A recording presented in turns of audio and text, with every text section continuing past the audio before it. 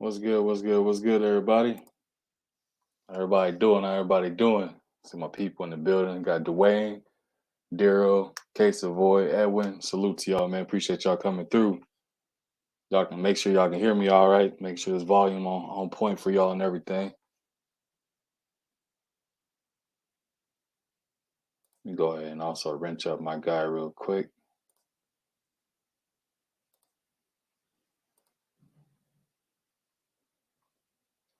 I think I got my peoples taken care of. One of y'all let me know how the audio sound. How the audio sound? Mic check, mic check. Let me know how y'all hear me.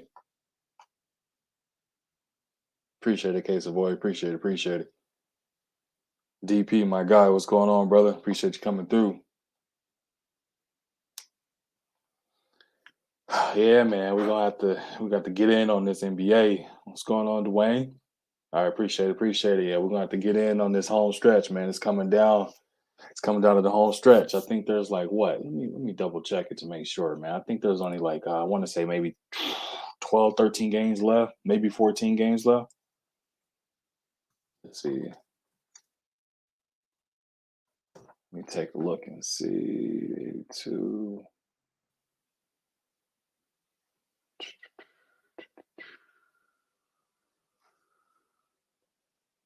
So we got 82 games left. What are they? 60, 67. So yeah, man. For like 15, 14 to 16 games, depending on the team. Yeah, man, it's happening quick. It is moving. I didn't think the NBA season would fly by this quick, man. If you think about it and look at it, you gotta think like the NFL, we had that went on hiatus. Now you got NBA for this month, you got March Madness. So it's definitely a good month for basketball world, man, for sure. I was telling somebody was actually telling me the other day I gotta get in on that March Madness. I was like, man, I'm missing out. I ain't had the opportunity to kind of look into it or see anything. I be so busy with work, school, and then what I'm saying, newfound dad. So I don't be having the opportunity to follow it that deep. But I know my guys, K Savoy and Dwayne and DP. I know y'all be on it, man. So I might have to ask y'all what's going on in that world too, man. Let's see what we got. Let's see what we got. Everything in the background, but listening to the fan. Appreciate you, Evan. Appreciate you, man. Definitely appreciate you. Yeah, the working on those appliances is serious, man. You got to be focused for that, especially depending on which one you're working with. If you got it up or if you're under it or whatever you're doing. So I had to hold what is it? I had to move my whole dryer in my basement because it had shifted off or something, man. So I had to pick that thing up and move it back in place. Otherwise, when you drying something, you try to take a nap or in the middle of the night, you're hearing something banging, you think somebody's trying to get in your house. So you got to run down with the tool to make sure. Kind of find out it's just a dryer, you know what I'm saying, jumping around. So you got to make sure you got that in place. Salute to my guy, Dub right side in the building, man. Appreciate you sliding through, man. Appreciate you sliding through. Brother Wendell Jackson in the house. Appreciate you coming through. Appreciate you coming through. My guy Case of Voice said Timberwolves lost to the Magic tonight. Yeah, man. I would say you bet on the Timberwolves at your own risk, man. One thing that they will do, and always you can count on is for them to let you down. That's the easy way to put it. I hate to say that because I live in Minnesota, so I'm always around a bunch of diehard Timberwolves fans. But I told them, man, I'm purple and gold through and through, and I ain't talking about the Vikings. I'm talking about that Laker Nation right there. But what I'm saying, I'm not one of those, what I'm saying, diehard Laker fans that's completely oblivious and one sided with things. Oh man, I'm one of those people. I see everything right down the middle. I give respect where respect is due. You know what I mean? I'm not one of those delusional fans. I guess I should put it that way. So, but nah, man. Yeah, it's tough, man. It's hit or miss with them. I think I even said it over on T's show that right now I think the Timberwolves right now trying to shut it down and start cruising as if what I mean, as if they're a lock for the playoffs already. And if I'm not mistaken, I think the T Wolves are ranked in seventh. I mean, a couple of losses, you know what I'm saying, then they can be right there in that play-in situation. If I'm not mistaken, I think the play-in situation is 7, 8, 9, right? I got to fact check that, but I think it's 7, 8, 9, and 10, or is it 7, 8, and 9? Just to see the placements. I think it's 7, 8, and 9. Yeah, man. I think in reality, and I'm just being honest, them Timberwolves, man, they can't put it in cruise control and start thinking, oh, we'll lock for what I'm saying, we'll lock for the playoffs. We ain't got nothing to worry about. Because them Clippers are walking down. That ain't no joke, man. And once you start playing basketball the wrong way going into the offseason and you get out of rhythm, ain't no way, you know what I'm saying? It's hard to catch a rhythm when you're going into the playoffs. You can't catch a rhythm while you're in the playoffs. What you want to do is have your momentum going in the right place. Make sure you're striving for, you know what I'm saying, trending toward the right direction. Your health is in pace and go from there, man. That's the one thing you want to have. You do not want to start playing your worst basketball down the home stretch. You know what I mean? That's the last thing you want to do. My brother Ricky in the house. Salute to you, Ricky. What's going on, brother? Appreciate you stopping through, man. Terry Smoot, appreciate you stopping through, showing some love, man. What was saying, Jay Hershon's, you sure you ain't a diehard Lakers fan? Yeah, I am. I can be diehard, but like I told you, I see it right down the middle. I ain't delusional about my fandom. I can tell you that much, and that go with every sport. I go with every sport right off the rip. I ain't delusional about it. I see it right down the middle, and I call it as it is, man. And I was criticizing the hell out of my team as it is right now. Um, I don't even know what to say. Actually, I do know what to say. They have the talent, but they lack the effort and heart, man. When you lack the effort and heart, and you don't want to go out there and get your hands dirty, you're gonna lose. That's the easy way to put it. Defense is effort, offense will come. And right now, it's like, you know what I'm saying, that there's no excuse for the effort they're putting forth on the defensive end. There is no way in hell the Rockets, and that's no slight to the Rockets, but there is no way in hell my Lakers team should have lost to the Rockets. There's no way. No way at all. But you know what I'm saying, it's basketball. On any given day, you know what I'm saying, you if you're cold, the team is hot, you know, there's nothing you can do about that, man. Nothing you can do about that. Well, J.S. did you see? You just did a whole Lakers thing for your son, and they ain't even 500. Yeah, I did. That's how you know it's a true fandom. I did do a whole Lakers thing for my son's first birthday, man. And again, that's how you know your true fandom when you're doing something like that. Do I regret it? You know, it made me think twice. I mean, it was purple and gold, and I live in Minnesota. I could have just switched the emblems and turned it into a Vikings thing, but anybody that knows me know I'm not a Vikings fan, so it wouldn't have worked out. Demetrius Bright, my brother, salute to you, man. Appreciate you stopping through, man. Appreciate you stopping through. JM Herschel, I'm gonna have to go ahead and give you a wrench too. Hold me down in there. Terry Smoot says 7 and 10. Yeah, seven through 10 is playoffs play-ins. Okay. I couldn't remember if it was 7 through 9 or 7 through 10, but yeah, that's tough, man. Let me actually take a peek over here real quick, see who we got in seven. So we got Timberwolves. I'm going on the Western Conference. So we got Timberwolves, 7 seed, Clippers 8 seed, Lakers 9, Pelicans 10.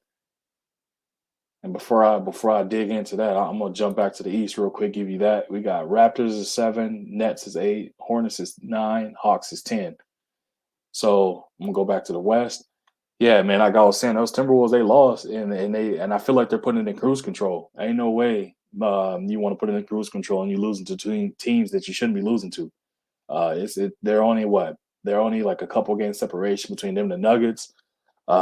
Few games separation. You know what I'm saying? Like so that bottom seven, man. I would say what is it? So fifth seed on down, actually in fourth seed on down, it's only a separation in games, maybe at the very most 7 games.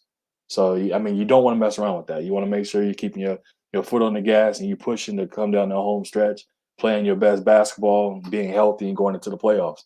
Because you start, like I said earlier, you start messing up your chemistry. Worst thing that'll happen, you get out of rhythm, you go into the playoffs, you get bounced. All right, in this situation, you go into a play-in situation and you get knocked down to where you're playing the Suns or the Grizzlies, man. And Grizzlies is smoking everybody right now. They playing good basketball. They got a lot of confidence.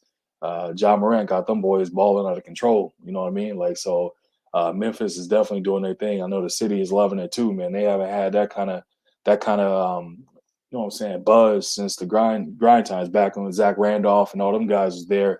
You know what I'm saying, Tony, all those guys there playing that good basketball, man. So it's been a while, it's been a minute, but it looks like Memphis is back. They got themselves a real one with Ja, and they got a young core that's out there, and they ready to get down and get to it, man.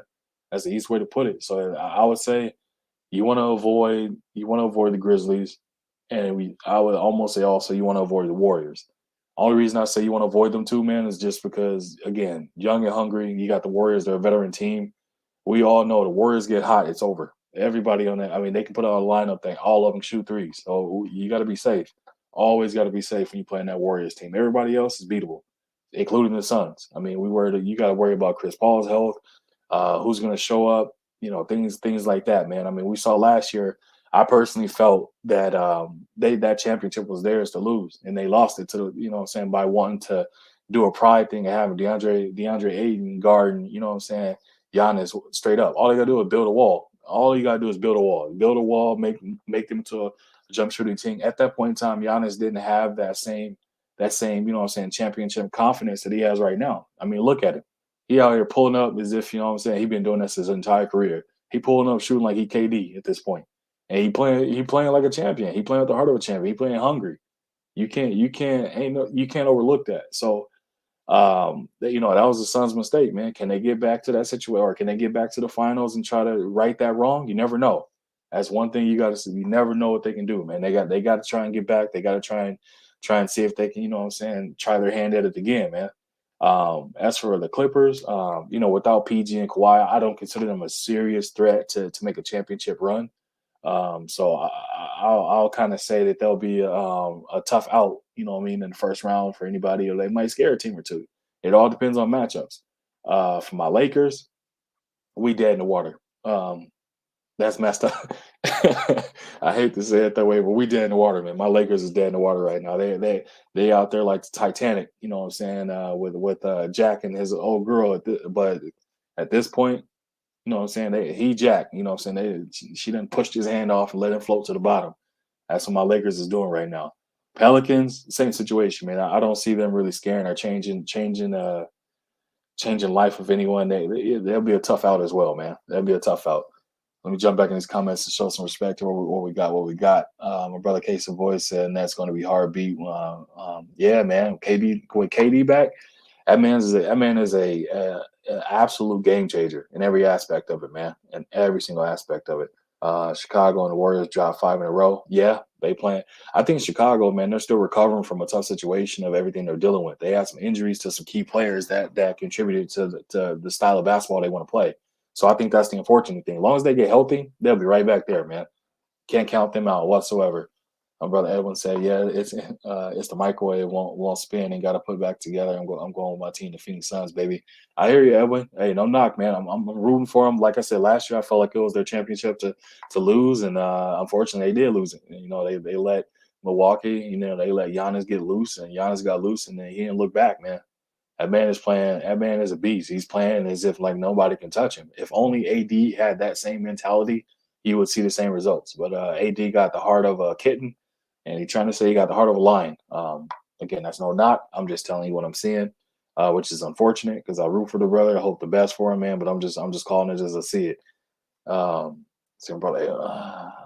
Let's see my brother Edwin's or wait, Case of Boy Nuggets hot right now. Yeah, Nuggets is hot, man. But I don't see the Nuggets really without Jamal Murray and the other young gun. I don't really see them kind of knocking nobody off. I think they'll be a tough out for sure. But at the same time, they're a very beatable team. They're very kind of, I wouldn't say one dimensional, but there's a lot of ways to beat that team, man. A lot of ways to beat that team. Let's see, I don't risk because my wife is almost home. When season the rest because his wife is almost home. She told me I'd messed it up. I fixed it, but trying to hurry. Hey man, you better get it fixed. You better get it fixed. Stall around, keep the door locked, or you know what I'm saying. Put something in front of the door. That way you can buy yourself a couple minutes or something to get it fixed. Oh yeah, Johnny Q, appreciate you coming through. Yeah, we live, baby. We live. I told you, man, we're gonna have to get in there and get some in, man. Get in there and get some in for sure. My brother said, "Case of Warriors say Warriors just dropped 5 in a row." Yeah, it'll happen, man. I think Warriors. What I'm saying, I'm not sure if Draymond's back yet, but Draymond is the glue guy for that team. He is the heartbeat and soul of that team. They don't recognize that. I mean, you gotta think he is. I want to say I think Draymond, man. I think they probably list him at like 6'9". Draymond's probably anywhere from like 6'6" at the very most to 6'8", and he's out here guarding centers, D'ing up 1 through 5, and he is making it happen, getting that rebound, pushing and putting in transition, man. Like he is out there, and he's a difference maker. That team needs him. The screens he sets, the understanding of where Clay, where Steph, where what I'm saying, Poole, where Jordan Poole, all these guys, where they want the ball, how they want it, and when to get it to him. You know what I'm saying? He understands that his basketball IQ, defensively and offensively, is high, and especially for the system they run, you know what I mean? That's something that they need is what he brings to the table for that team. That's the easy way to put it, man. Easy way to put it. Brother Cop Killer in the building. When he say salute A1, salute mine's in the chat. Hey, salute to you, Cop Killer. Appreciate you, man. Appreciate you. Hey, that name, man. I was kind of nervous saying, we already be on the hunt, so not funny but funny, which is messed up. But Wendell Jackson said Lakers need AD. Wendell Jackson, man, Lakers need Jesus, AD, Kobe, rest in peace, Shaq, uh, Wilt Chamberlain. Man, we need every Laker great possible to come back and make a difference for this team, man. That's the easy way to put it. Brother Caleb says, "Salute to you, Caleb. Lakers suck ass." Hurts is so bad. Yeah, man. I told you, I'm right there with you, man. Like when I watch these Lakers games, I kind of feel like what can go wrong will go wrong, and I see it happen every time, man. Every time. Like my wife, I was sitting watching the game, and I'm sitting there. I'm trying not to yell at the TV because I ain't never been a yelling type. I'm cussing out. I'm cussing like a mug under my breath, man. She, what you talking about? Nothing. I just need a minute. I just need a minute. Well, the DP said the Lakers delegation trade Anthony Davis for Greg O. Hey, at this point, man, um, I mean, with the what is it with the science and everything they have in place right now in the medical field, I guarantee you, Greg Oden, if we go back a few years, they'd probably be able to get him right, and he'll probably play more games than AD again, which is messed up, man. I feel bad for because AD is in his prime, but he is looking like he's a player that's in his 36th season. Like it's insane for somebody to be that young and hurt, and just it's unfortunate, man. It's unfortunate. I hate it. It hurts my soul to see my team play so bad because I don't remember, you know what I mean, like how many years in a row, or when you have the talent, you see the talent, you have a team like this, and this is the performance we're getting on a day in and day out basis. This is what the effort they're putting out every single day. It hurts, man. It hurts to see it. Calculus said Lakers should have made that trade for Christian Wood and John Wall. They would have kept the Lakers afloat until. Yeah, I agree with that, Calculator. I agree with you 1,000%, man. They should have absolutely pulled that trigger. Um, I don't know why they didn't. There's obviously those conflicting reports, old media saying LeBron this and that and all that. If I was Rob Pelinka, I would have came to him and told him flat out, this experiment isn't working. We gave your experiment a shot. First half of the season not working. This is what we're gonna do. We're gonna make these trades. Boom, boom, boom. THD is giving me absolutely nothing. Turning the ball over and looking extremely nervous with the ball in his hand. And then you have Russell Westbrook, who at this point, man, he has been broken down and asked to play a billion different ways, and he's still trying to do it, and it's just not working. So it's like, me personally, I feel that John Wall would have been a better fit in the situation for this because he does not have the same ego, and absolutely, John Wall plays better defense than Russell Westbrook. You're getting the same player except for a higher IQ, better shooter, and better defensive player.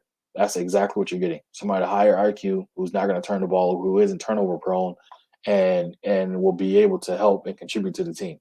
But instead, we're sticking with Russ. Again, no knocking against Russ. Can't blame every single thing on Russ.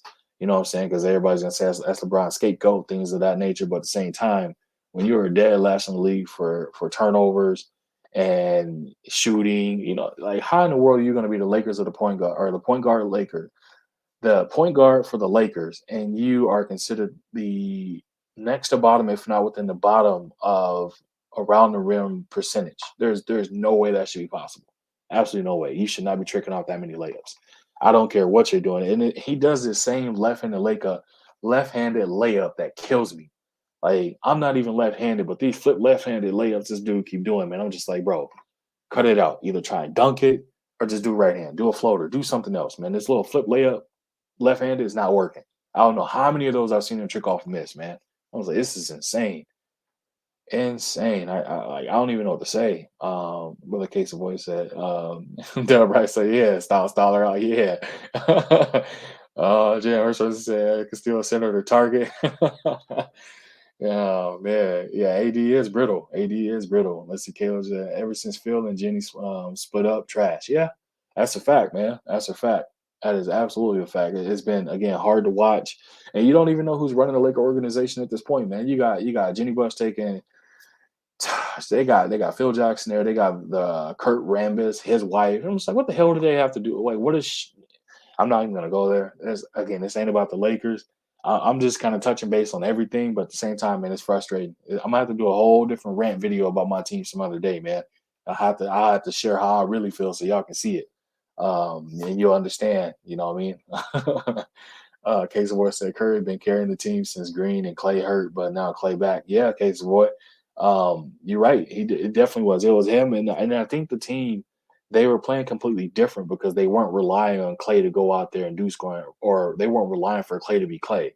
You know what I mean? When they were playing, they were like a free flowing, offensively playing team that was centric and based around Curry. You know what I mean? So it was like everybody was playing with that same tempo, that same kind of carefree, you know what I'm saying, basketball. So it's different. It seemed like they didn't have an expectation. So that's when they were playing their best basketball. Now that Clay is back and they're getting ready to get Green and Wiseman, then that expectation comes. So it's kind of changing, you know what I'm saying, the dynamic of people having that same, you know what I mean, like that same confidence when they're going out there and putting the ball out. Like you're not seeing it the same way, which is, it's insane to think, but it's like nothing's changed. Like if anything, you just got better. That's it.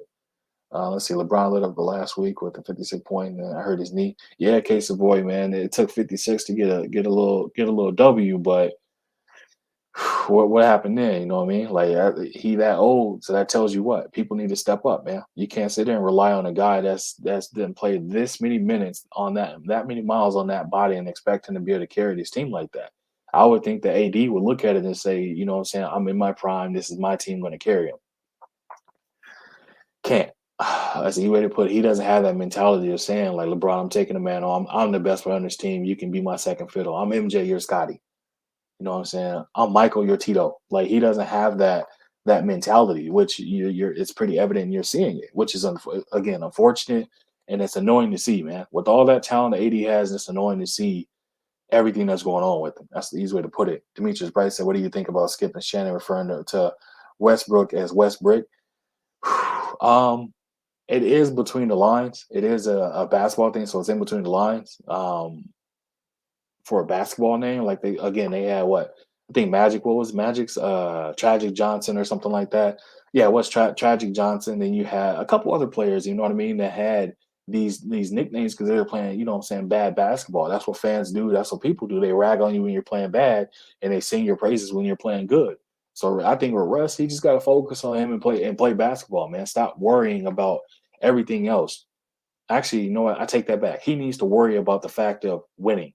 Because what I see when I see like out there, he celebrates every single play, but then doesn't care about at the end of the day if they win or lose. You know what I mean? Like he doesn't have that. I'm gonna go out here, make sure we win. My goal is to get a championship. Like I think he looking at it like I averaged a triple double for a few years. You know what I'm saying? I play hard. I celebrate on every single play. Even I can be down 40, get a dunk. Like I think what was it, a couple seasons ago in 2020 season, they were in the bubble. You know what I mean? He scored. They were down by like 26 against my Lakers team when this was when he was playing with Houston. And he scored and they were down by like 26. And he was like, y'all better get somebody to double me. It was like, double you. I mean, we doubled you up as far as like everything. Like I'm so confused. Like you know what I mean? Like and again that just tells you the mentality. You know what I mean? Like he doesn't understand what winning basketball is or what you know what I'm saying championship expectations mean. You know what I mean? So it's like he has to adjust to that, but at the same time, I think it's too late for him to adjust to that. I think right now he's just you know what I'm saying he just wants to play and that's pretty much it. Um, and that's pretty much how I look at it. You know what I mean? So for him being called Westbrook, again, it's between the lines of basketball. You know what I'm saying? Take that name out, make your shots. You know what I mean? Go in there and put that time in the lab and play better. Literally that's the only thing. I'm pretty sure. You know what I mean? He's went places, and they've called him worse than Westbrook. If anything, do what Lemon Pepper Lou did. You know what I'm saying? He monetized it, started making shirts, and got paid off of it. Did that stop? You know what I'm saying? Lou Williams to go out there and start and still dusting people? No, he still was going out there dropping people off and getting off what he needed to get off. I guess that's just how I look at it. You know what I mean? If it was somebody, if I was an NBA and I had a nickname that was like that, I would take it in a way of it's a challenge for me to play better. I wouldn't take it and start trying to, you know what I'm saying, get sensitive about it and all that stuff. Like when you had, I mean, obviously when KD left OKC, if I'm not mistaken, Russ had on a cupcake shirt, so he was indulging in the whole situation of you know what I mean, like giving somebody a nickname. But then when it comes back to you, bro, you can't handle it. Like you got to man up and accept that. You know what I'm saying? Like you got to go in there again, put that work in, and make the changes to your game that need to be made so you can impact the game and get some W's. That's literally the end of it. Caleb said, I don't count that bubble chip fake. Hey, you don't count it, but I count it because that took a lot of mental for them to stick to it and get there, man. Calculus said, when the Big Three experiment was an epic failure, they need to go back to the Big Two, LeBron and AD, and surround them with a good player role. Yeah, I agree.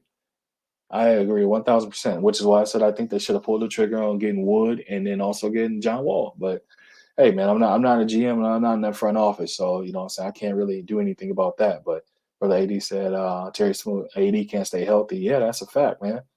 And then in case of what's a shame to see a score that much to win. Yeah, absolutely, I agree. Um, Skip Bayless is 96 years old. DP. Yeah, man. Yeah, man. I don't know, man. Skip is out there. You know, some of them don't age well. You know what I mean? Terry Smoot said AD couldn't even shoulder the Pelicans. He shouldered them for a little bit, but he didn't shoulder them enough where you know what I'm saying the people were thinking they were going to be a serious threat. I can tell you that much. But when Boogie was there with him, man, that was a cold tandem right there. They almost replaced the classic Tim Towers. You know what I'm saying? Tim Duncan and David Robinson. They were man. They were. I don't think I can say about it. Jalen, salute. Appreciate you stopping in, showing some love. Um, yeah, well, I had to. Sorry, Jalen. I had to talk about them Lakers real quick. I had to talk about them Lakers. Demetrius Bright said DJ Augustine a good fit. I think what he's only been there for a few games. I think so because DJ Augustine is a true point guard where he can handle the ball, he can shoot, and you can definitely count on him to make his free throws. Absolutely, open shot, he's gonna make it. I think for him, he's just still getting to the rhythm, getting used to the game, getting used to the Lakers system. So you'll be able to see a little bit of you know what I'm saying how he can make a difference for the team. Definitely you'll be able to see a difference of how, you know what I'm saying, when he is in the game, his impact on the game in a positive standpoint, what he can do for the team. So I think for him, he just needs a few more games for him to get used to everything. But I think that he'll be a good fit. That's just what I feel he'll be a good fit. Like I said, I'm not gonna go back on it, but I still think they should pull the trigger and got John Wall instead. My take. That's just my take. My take.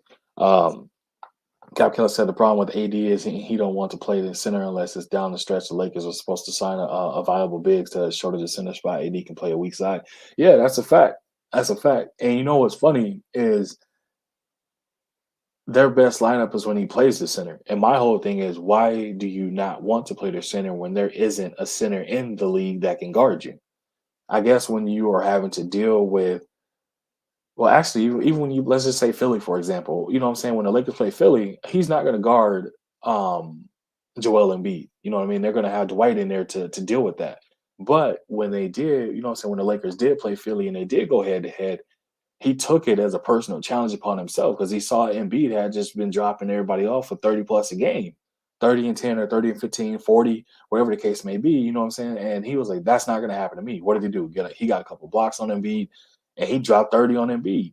And it's like, dude, you have to have that mentality every single night. You are much too young to be playing as if you're old and you're trying to preserve yourself and preserve yourself, I mean by not putting that effort forward because you have the skill set to go out there and be a game changer. You have a skill set that nobody can match up with. And you're not going out there and you're not treating it as such. You're going out there and you're looking at it as if it's a situation of, oh, we're going to show up where the Lakers, people are going to lay down. That's going to be it. And that's not the case. Not anymore, at least. That's not the case. People in the league right now, people are looking at the Lakers with a bullseye on them. Okay, you guys are a storied franchise. You got this many championships. We're gonna come in here and bust your head. I'm gonna get my season high on y'all one way or another. That's how teams are looking at the Lakers, is that they're looking at them like they're food. That's the easiest way to put it. Easiest way. And and it's weird, you know what I mean? Like normally when people are looking at the Lakers like they're food, the Lakers are looking at them like if I'm food, you're an entree. Like, you know what I mean? You're a buffet. We're gonna eat on you all season kind of thing. That is not the case anymore. Absolutely not. People are literally looking at the Lakers and go, I'm gonna go drop 50 or 60 on this team. And if they get down by a certain amount, or if they're playing at home, they start hitting the boo birds start coming out, all that, they're gonna shut down. They're gonna shut down. And there's nothing gonna do about it. And it gets in their head. You see it every single time. Every time.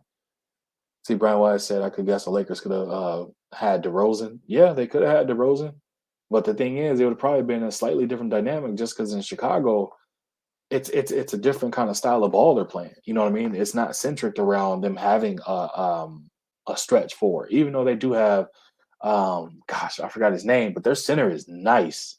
I think it's Vucevic, if I'm not mistaken. Their center is nice. So it's like, imagine if DeRozan was playing with the Lakers, what would you be getting?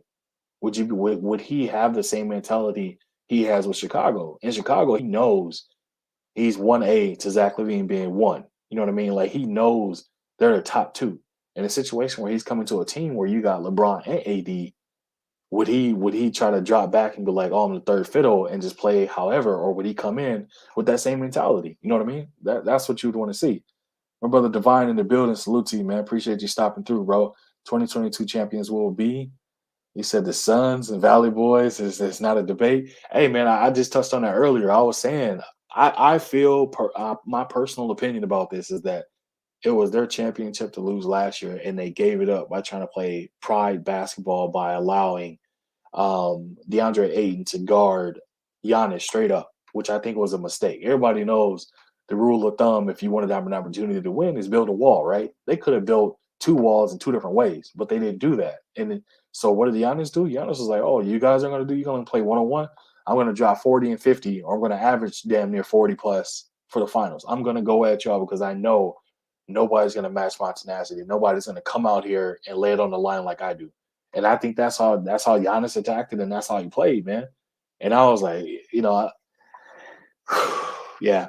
And then CP, CP did CP threes that happened to him, man. If I'm not mistaken, I think he got hurt or he was hobbled, something along those lines. And he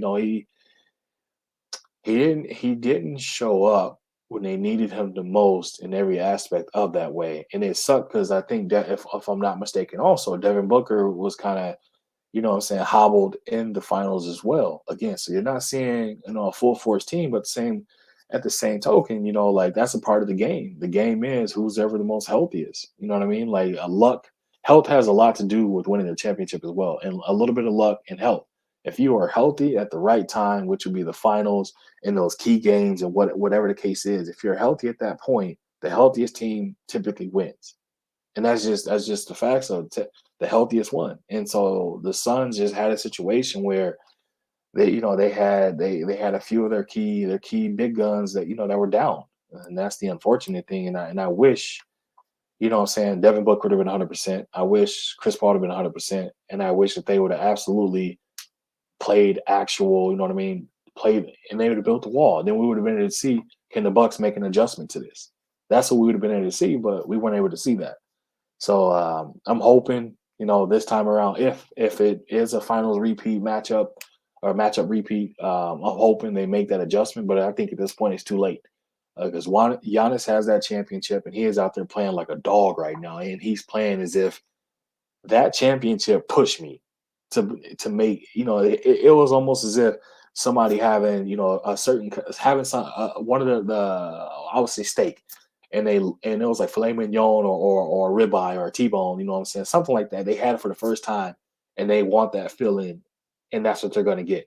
Giannis is literally out there as if he's a dog and somebody's taking his bone away, and he's gonna bite them apart to get that championship. And so it's like he got in the lab, he worked on his shot. You see this man, like I said earlier, he's pulling up as if he is KD at this point. Mid range or 3 point, and he's doing it very comfortably. What are you gonna do with that? If you have a Giannis is out here and he's hitting these shots, what are you gonna do to stop that person? That wall isn't gonna work no more. So what are you gonna do? You can't force him to go 1-on-1 because we saw what he did last time he went 1-on-1, dropped 50, he closed out the Nets and he closed out the Suns. Like, what is your game plan to beat Giannis if he's back in the finals? What is your game plan? I would say make him play defense. If anything, get him in foul trouble. Play games to try to get him mentally off of his game. I mean, that's one of the only aspects of it. Make him shoot jumpers and just, what I'm saying, hope that he misses it. That's the only way. But when he starts going downhill, he gets that lane, turns that corner, anything like that, you're getting dunked on. I mean, we've seen this man. This man dunk on like it's insane, man. That man is insane with his length and athleticism to be able to do the things he does, man. Wendell Jackson says, "Facts. Health is everything." You're absolutely right. Health is everything, man. If you're healthy, you give yourself the best opportunity to win. That's the easy way to put it. Divine said, "But they deeper this year with McGee and Biombo." Yeah, that's true. That's true. I agree with that. I agree with that 100%. But at the end of the day, though, Bismarck. I don't want to take a shot at JaVale, man, because JaVale is a what is he, 3-time NBA champ, if I'm not mistaken. Um, JaVale has the length and athleticism to give Giannis trouble, right? It's just all a matter of up here sticking to the game plan and just playing smart consistently the whole entire time he's out there. That's the only difference. But I agree. They are deeper now having that depth. And so hopefully, like I said, hopefully they get back. We'll be able to see. We'll be able to see what happens. We'll definitely be able to see what happens. Let's see. My brother Kakko said the Suns took the Lakers formula and built a better team now, and they might be doing. Yeah, I that's a fact. That's a fact. Can't even argue that. They absolutely did. They took Lakers formula and they upgraded it. I guess that's the easy way to put it. They took the formula and they upgraded. What do I mean by upgrading it? You're getting a big in Aiden who is a true big. I think DeAndre Aiden is what, 7 foot or 7'1", right?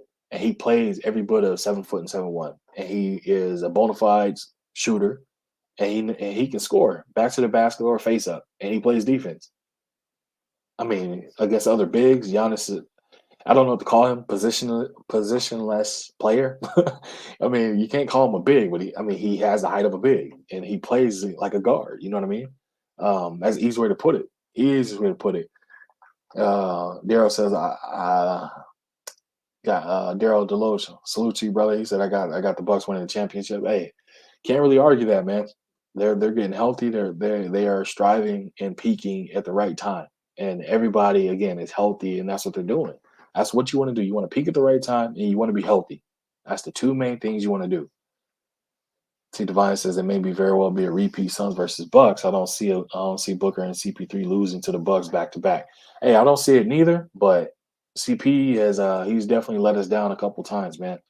And I say us because I'm a fan. I'm a fan of his game, and I want to see the brother get a ring, man. Like with a historical career he's had, I would love to see CP get a ring. That's the easy way to put it. I would love to see him get a ring. And D Book, man, D Book is out here just balling. You know what I'm saying? That's what he does. D Book comes out and he hoops, plain and simple. You know what I'm saying? He'll talk a little trash to you, things like that, but he come out and he ball, man. That's what he want to do. He want to play basketball, and he want to go at it, and he want to you know what I'm saying, be able to say I beat you and I beat you this way, and there's nothing you can do about it. You know what I mean? It's exactly how Book is out there cooking. That's the easy way to put it. So I'm hoping, you know what I'm saying, they're healthy. We'll see what happens. But again, on every given time, man, on the West, you just never know, man. You just never know. That Warriors team is scary to think of that they are kind of almost, I would say, full throttle again. But at the same point, that Warriors team can go out there and they get hot. They get hot. You know what I mean? Like, there's nothing you can really do about that team if they get hot. That's the easy way to put it. There's nothing you can do about it. You're at the mercy of hoping they have a bad shooting night, their chemistry is off, and that's it. But as far as like playing in a 7 game series, I don't really see that happening. Being off for that. You know what I'm saying? 4 games or 7 games, but if it goes all seven, otherwise, I don't see them being off like that. You know what I'm saying? Obviously, it's a race to win the first four, but I don't really see them being off like that for that long, at least. Demetrius Bright said Embiid MVP between the 76ers and Bucks coming out of the East. The West is Phoenix and Golden State. Demetrius Bright, I don't know, man. I don't have much faith of the 76ers coming out of the East because they haven't shown me anything of them being able to come out of the East in the last few years. Um, and that's just my honest opinion. Last year they lost to a team that they absolutely should not have lost to, and that's no shot at the Hawks. But that again is something that you absolutely do not expect. You did not and do not expect that. I would give the slight edge to the Nets over the Sixers just due to the fact of you have two NBA players with championship pedigree on that team, and they know what it takes to win. And especially in games of that magnitude, they know what it takes to win. The 76ers have nobody except for Doc Rivers, who is the only NBA coach, man, who have blown 3-0 leads for multiple different teams, if I'm not mistaken. He's lost to teams he wasn't supposed to lose to, all kind of things, man. And this is no slight at Doc Rivers and his coaching ability, but at the end of the day, you see, you know what I'm saying, the proof is in the pudding. I mean, without the big three with the Celtics, what do you get? You got Doc Rivers getting bounced out at times that he absolutely should not have lost. Absolutely should not have lost with the rosters he had. There's no reason. He has to shoulder a lot of that, you know what I'm saying, because he's the coach. I mean, obviously it's up to the players to listen to the coach's message, but at the end of the day, it's your job as a coach to get your team prepared and get that message through their heads at the same time. So I have to give the slight edge to the Nets over the Sixers to come out of the East. If it's not Milwaukee, I go with the Nets. Um, I see Demetrius Bryce said Giannis getting better with the three. Those three, yeah, that's what I was saying earlier. Giannis is literally out here shooting as if he's KD at this point, and he's doing it with straight confidence. He is not. He's not coming out here shooting the ball on a whim. He's not coming out here shooting as if he's nervous. He is literally pulling up from 3 point, and he's doing it as complete confidence. Complete confidence. Everything about his game, 3 point, mid range, back down, free throws. Everything about Giannis's game right now is all with confidence. When you're playing with confidence, what are you seeing? You're seeing results, and he is playing. He's playing like a person that literally didn't win a championship, but he's playing as if it's going to be an opportunity for him to win his first championship, and that part is dangerous. And it's like other people aren't coming with that same energy. They're not keeping that same energy. They're not trying to match it. Again, AD. So we'll see, man. We'll see what happens. We'll definitely see what happens with that.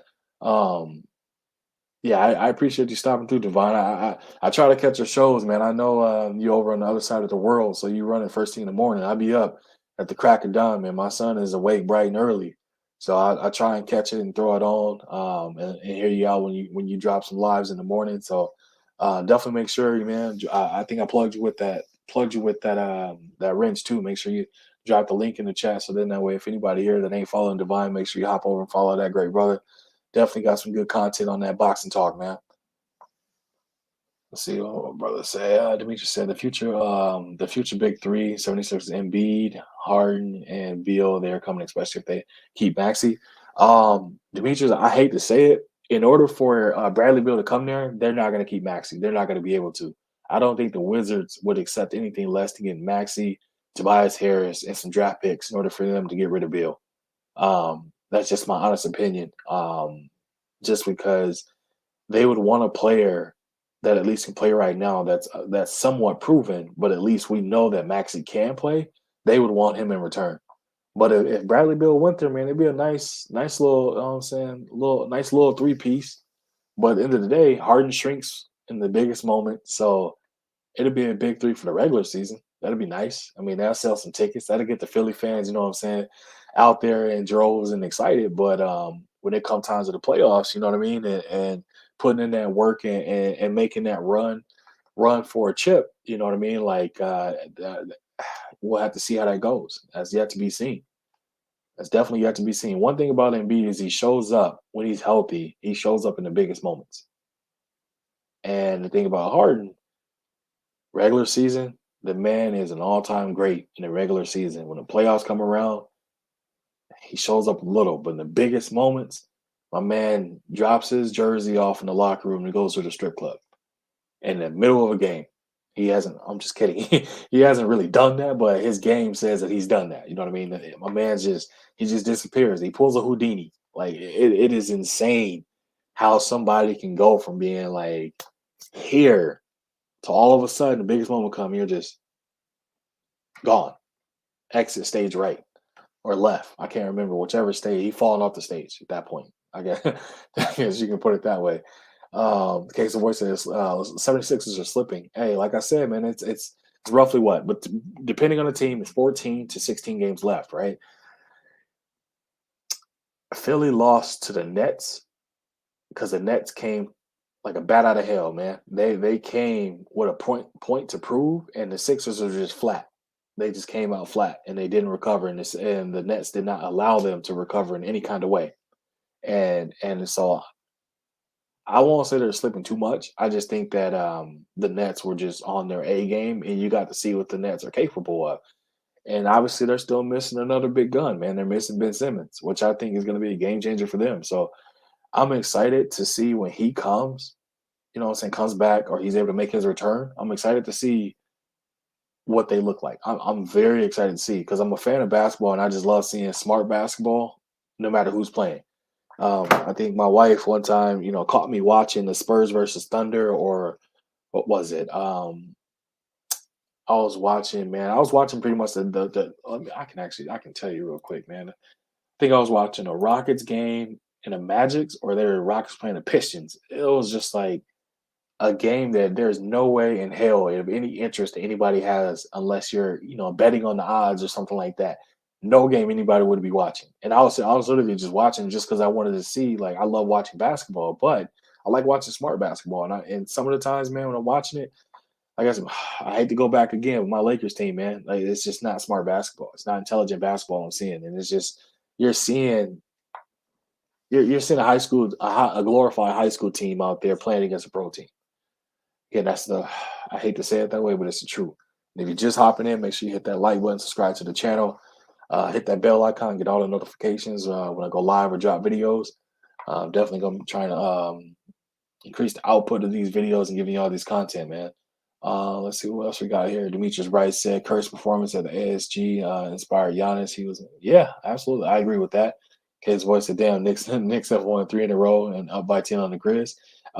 Case of boy, if that game is still, if it's not like 2 minutes left in the fourth, don't worry about it being a 10-point game, man. One thing the Knicks will do is trick off a game to you. That's one thing they will do. Demetrius Bryant, he said, hopefully Harden has heard enough of that post narrative and starts. Demetrius Bryant, I wish I could agree with you, but my man lost when they lost by 29 against the Nets the other day. My man went clubbing with Lil Baby for his birthday. So that tells you, you know what I mean? It tells you where this man's mind is, man. My man isn't. He don't look at basketball as if I'm gonna go hard until I win me a chip, or I'm gonna go hard until I get this chip off my shoulder kind of mentality. He doesn't have it. I hate to say it, he does not have it. Absolutely not at all. Wendell Jackson said the inexperience is going to kill the Bulls. Nah, Wendell, they may have inexperience, but inexperience can be dangerous in the right hands. Because if you're out there playing with nothing to lose, and your plan is not knowing that you may not belong here, that means you won't play with the respect of the team, but just saying, "Oh, this team is here. I got to lay down." You know what I mean? Like, you'll show up and you're going to show out because you're just saying, this is my time and this is my moment. You know what I mean? So I think that's one thing that the Bulls have in their favor, and they are a tenacious team, man. When they're fully healthy, you have their team. The Bulls are sitting nice, man. Like I said, when they are healthy, they're good. They can beat any team at any given time because you can put out a lineup where the shortest person is going to be like 6'6", 6'7", and can handle the ball and can shoot. That's the shortest person. And then you have a big that can do the same thing, that can shoot the ball and score in multiple different ways and play defense. And they're quick. They're a very quick and athletic team. The Bulls are a dangerous team. They just need to get healthy. They just need to get healthy. Demetrius Bright said the Miami Heat is my sleeper. That's surprising the East. Yeah, you definitely got to pay respect to the Heat, man. Pat Riley, Coach Spo, you know what I'm saying? Jimmy, you know what I'm saying? Lowry, Bam Adebayo. Yeah, yeah. Absolutely. Absolutely. The two Mayo brothers out there. I'm just playing, man. Just playing. Uh, yeah, man. You got to pay them respect. The Heat they're going to be there. You know what I mean? And they're a grinded out team. So you absolutely got to pay the Heat the respect. So keep an eye on them for sure. Demetrius Russell, Denver is a sleeper in the West, especially if Porter Jr. and Murray are back healthy. Yeah, they're a sleeper, but they're gonna be put to sleep because I don't really see them. Nah, I don't see them being able to. I put it to you like this: I don't see the Nuggets being able to knock off the Grizzlies if they were to play. And that's no shot at the Grizzlies. I just don't see the Nuggets being able to get back to that form that they had a few years back. You know what I mean? Where it was people were nervous of playing Denver. Why? Mile High City, they're going at you. 100 miles an hour. 100 miles an hour and running. They're going at you. So I think people don't have that same kind of nervousness about them though. Brother Divine said, I agree. The Heat is a real threat, in my opinion. Yeah, they are gritty. They still have that what is it, body fat ratio down there, so they make everybody's in shape. So they're going at it, man, and they're well coached. You got a GM. or I can't remember what Pat Riley position. He's like what, the GM or no, he's not owner, but he's up there in one of those exact positions. And Pat, you know what I'm saying? Like people put their trust in Pat Riley because he's done it for so many years, and they know he's gonna put the best recipe out there to win, man. And he gives them that vote of confidence to go out there and play basketball. When you're in your best shape, you perform the best. That's the easy way to put it. When you're in your best shape and you're healthy, as you perform the best. That's the easiest way to put it. Um, let's see, our brother said, Casey Boy said, "What does Detroit need to start winning? What does Detroit need to start winning, Casey Boy? Um, Jesus." No, let me stop, man. Let me stop. Detroit is a young team. Detroit is a young. I think they're at the bottom. They're at the bottom. What are they? 18 and 48. So I think I want to look at this year, man. They are taking this year as a chemistry point and being able to build on what they have. And so they're just building on what they have. They're working on what they have. They have a young core, and they just need to make a few changes to their lineup to be able to make a difference. I think right now you're seeing what Kay Cunningham, Jeremy Grant, I think it's Malik Bay or Mike Bay. I can't remember. And so you have a very young core, but this is not a core that's going to make some noise. You know what I mean? So you're seeing people out here and they playing these games, and it's just working on chemistry for next year. It's working on figuring out how to play basketball the right way. The right way.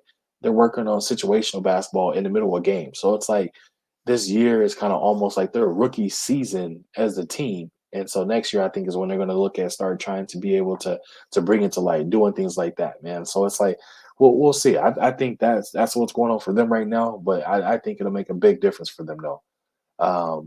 Kids Boy said they play everyone tough. Yeah, they do. That because Detroit is a tough city. That's one thing you can't say, man. Detroit is an absolute tough city. So they play everyone tough. They play everyone well.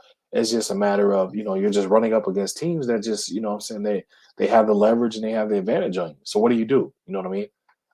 There are going to be some tweaks to the roster. I'm assuming next year, and then I would say within the next 2 years, you're going to see Detroit be able to go back to their winning ways of being, in the playoff hunt pack team instead of being a top tier team or bottom tier team. That's what you're going to start seeing. You're definitely going to start seeing that.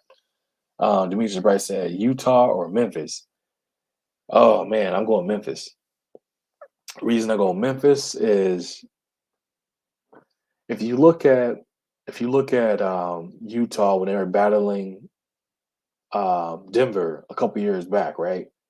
When you look at them, you had two stars going head to head, Jamal Murray, and then you had Donovan Mitchell going head to head, right? And then you had Jokic cooking everybody else. In a situation when you have Memphis, I feel Memphis has everything Denver has and more. And what I mean by more is I feel that they are more gritty, they're faster, they're playing with the swag of everything, and they have more to offer. And they have Ja Morant. Um, Ja Morant, you can tell, got in the gym, worked on his game 1,000%, and you can absolutely tell the results of everything this man put in.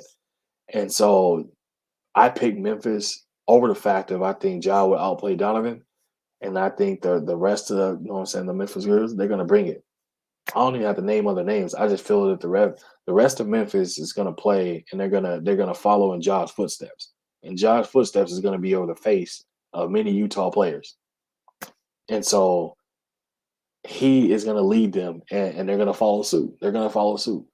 When your superstar is swagged out like Ja is and plays with that confidence, you have no other option or choice but to follow suit. And I feel that that's exactly what you're seeing from the Grizzlies, which is why they are ranked, if I'm not mistaken, three seed in the or second seed in the West. I knew it was in the top three, but I couldn't remember one. But that's why they're there. You're not ranked there if you're not playing inspired basketball. And what's happening? You're having inspired basketball from John Morant. You're seeing highlight after highlight from John Morant. Salute to my brother, Mr. Mechanical, in the building. Appreciate you stopping through, showing some love, brother. That's what you're seeing. You're seeing inspired, tough, smart basketball being played right now. That's exactly what you're seeing. And so when you're seeing your actual superstar going out there, he's landing on the line the way he is, and getting up, bouncing back, taking his lumps and keeping it walking. What do? You follow suit. You absolutely follow suit. And that goes almost on every team. Every team that has a superstar, what happens? And you notice that your superstar is doing what? Taking charges, diving on the floor for loose balls and things like that. What does it do? Boot it boosts the morale of the team. It shows them you're serious about winning. It shows them you're serious about competing. And you're telling them, I wouldn't ask you to do something that I wouldn't do myself. And so team respond to that. Everybody responds to that kind of leadership. And I think right now what you're seeing, I'll go back to my Lakers. What you're seeing right now, you're seeing LeBron go out here playing offensively. He's playing great. What is everybody else doing? They're wanting to put up shots, but what do they not want to do? They're not want to play defense. They're not wanting to play smart basketball. They're making jump passes for no reason. They're not making simple passes. They're doing everything that you do not expect and should not expect somebody to see to lose the game. Everything possible. Everything possible. Son of God to my brother, Shalom. Salute to you, my brother. Appreciate you stopping through. Pardon me, y'all. I gotta take a swig of this water, man.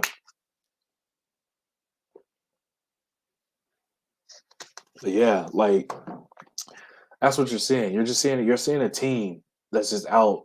And again, like I talk about my Lakers. You're seeing a team that's out here playing, but they're not playing with the heart of a champion. They're not playing to win these games. They're just playing just to be playing. You know what I mean? They're not doing it, and that's the unfortunate thing that's more irritable just to watch these games. Absolutely, just to watch these games is much more irritable to watch it and think that they're going to win these games, they're going to pull it out, they're going to be able to play smart basketball, and they're not doing it. So for me, when I watch it now, I just watch it and wait for the mistakes to happen. Wait to see LeBron, everybody looking at the jumbotron. I'm waiting to see these moments in the game because I know it's going to happen. I'm going to see the cry face. I'm going to see the get mad. I'm going to see the turnover, and you can see that everything. And it's not even that. You know what I mean? It's literally when I tell you not. It's literally you're just seeing dumb basketball happening. Dumb basketball at its finest. That's the easiest way to put it. Easy way to put it. Salute, Monica. Appreciate you stopping through, showing some love. Yeah, I finally set a live for that way everybody can hop in. And all the people I see, everybody everywhere else, man. Appreciate everybody coming through. Um, Mr. Mechanical said, Wiz Kids and Lake Show about to jump off. Um, yeah, Mr. Mechanical, I wouldn't be surprised if the Lakers lost by 10. Again, Lakers is my team, but at the end of the day, every time anybody plays the Lakers nowadays, what are you seeing? You are seeing them say, I'm going to get my career high and I am going to destroy this team because I know if we get the morale down, they're going to wither away and they're going to quit or they're going to start demons are going to creep back in their head of saying, we were on a 4 game losing streak. We're underperforming. We are, for our record, we're 28 and 37. So we're 9 games under 500. We're losing the sub 500 teams by 20 or losing by, it's ridiculous, man. So it's like my confidence in my team winning a game right now is absolutely low. And my wife brought up a good point to me earlier. I did do a Lakers theme birthday party for my son for his first birthday, and I'm just like, you live by, you die by, right? And I'm just hoping it ages well, so they win a chip by the time he starts to really understand basketball, and I can teach him basketball. So then that way I can say, yeah, son, I did I did a Lakers theme Lakers theme birthday party for you year one, and they won a chip, this many years later or this year. So, so don't be mad. Don't be mad. Don't be mad that that I chose to do that for you. I could have chose anything else, but I chose a Lakers theme. I could have just chose basketball, but I didn't. I chose Lakers.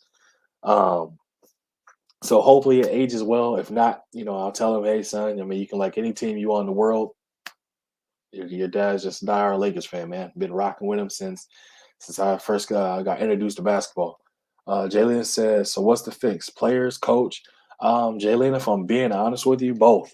I think both. I think the Lakers should have pulled, like I stated earlier, they should have pulled the trigger and they should have got rid of John Wall. I mean, not John Wall. They got rid of Westbrook, THT, and I think there was one other player that Houston maybe wanted or a draft pick. I think the Lakers should have absolutely pulled the trigger. They should have made that trade to get John Wall and Woods. Why do I say that? Because with Westbrook, you're getting. I mean, with John Wall, you're getting the same player as in Westbrook, but what else are you getting? You're getting a person that's going to be less turnover prone, higher IQ, plays better defense, and does not have an ego that's going to have the situation to be disruptive and things of that nature. You know what I mean? He's going to come in. and do what he needs to do to win. Because John Wall whole mentality and mindset is he wants to win a chip and he wants to win. Russell Westbrook mindset is I come in to play basketball. I don't have an expectation. It's I just want to show up and celebrate after every play. If I dunk on somebody or make a shot, all of it, like you know what I mean. Like every single play, my man can be like I gave an example earlier, being down by 26 against my Lakers team. He played for Houston and in the bubble, and he made a shot and literally came back and said, "Y'all better double me." And he down 26. It's like that should have been a warning signs to my Lakers, but apparently I don't know, man. I don't know. I blame it on LeBron's hair loss because he apparently forgot that was something that took place and happened, man. But I think John Wall and Woods would have been an absolute great fit. They'd have been able to hold down the fort for my Lakers team, and they would have been able to make some noise, man. I think it would have been completely different. I do not believe they would have been, I wouldn't say top 2 or 3 in the West, but I believe that they would at least be in the five between 4 and 7 at the very least, 4 and 7. That's just my personal opinion. Everything isn't blamed on Russ, but when you are leading the league in turnovers and you're also leading the league as a point guard and missed or worse shooting percentage within the restricted area. Obviously, everybody knows that's dunk heaven. If you're there's no way that should be possible. Absolutely no way that should be possible. The left hand flick layup kills me. It pisses me off every time I see it because I know it's gonna go out or he's gonna lose the ball and look at his hands and it's like, dude, there's not grease on your fingers. You aren't eating popcorn on the sideline. Dry your damn hands. You see LeBron do this all day. You know what I'm saying? Shove his hand and all you see LeBron do that all day. Do the same thing, man. I don't get it. All I ever see from Russ is or like begging for a call. You are not getting a call. Get back on defense, play basketball, play smarter basketball. Focus on that. Not every single play, not every single any kind of interaction. What does he do? Every single time anything happens, it's a reaction. Every time. You can be down 50. He gets a dunk. What is he gonna do? Celebrate. Bro, focus on basketball. Put all that extra energy you have into playing basketball, playing smarter basketball. Like that's the only thing I want to do. I want him to literally just focus on this is a bounce pass. This is the time to make the bounce pass. This is a shot. Don't hesitate. Shoot the shot. Do not go up and jump pass. Jump passing does what? It's a turnover. Do not go 130 miles an hour and try to swing the ball out to somebody thinking that they're there just because you see a fan. The fan has on yellow and your teammate has on yellow. You got to be able to differentiate the yellows because you're an NBA player. You're in this game. You have to understand that. You have to slow the game down. He's outplaying the game. That's why Shaq told him. Shaq said, "Man, slow your ass down. Slow down, bro. Like there's a reason these people are telling you this. Understand change of pace. Understand when you can go 0 to 100. Understand when you need to go to speed limit. You know what I mean? Be smart about, be strategic about the things you're doing. He has one speed only, and that's in 10th gear the entire time. That's it. That's it. And I was just like, man, just play smart, bro. Just play smart. Case of voice, I took the Wizards on my parlay. Yeah, case of boy, drinks on you, man. Drinks on you because I know you're gonna win that. I hate to say it, but I know you're gonna win that. My nigga said, what about my Pelicans? Do they make the play in? And Zion Wilson coming back Monday. Sources say, do they help us? I would say, yeah,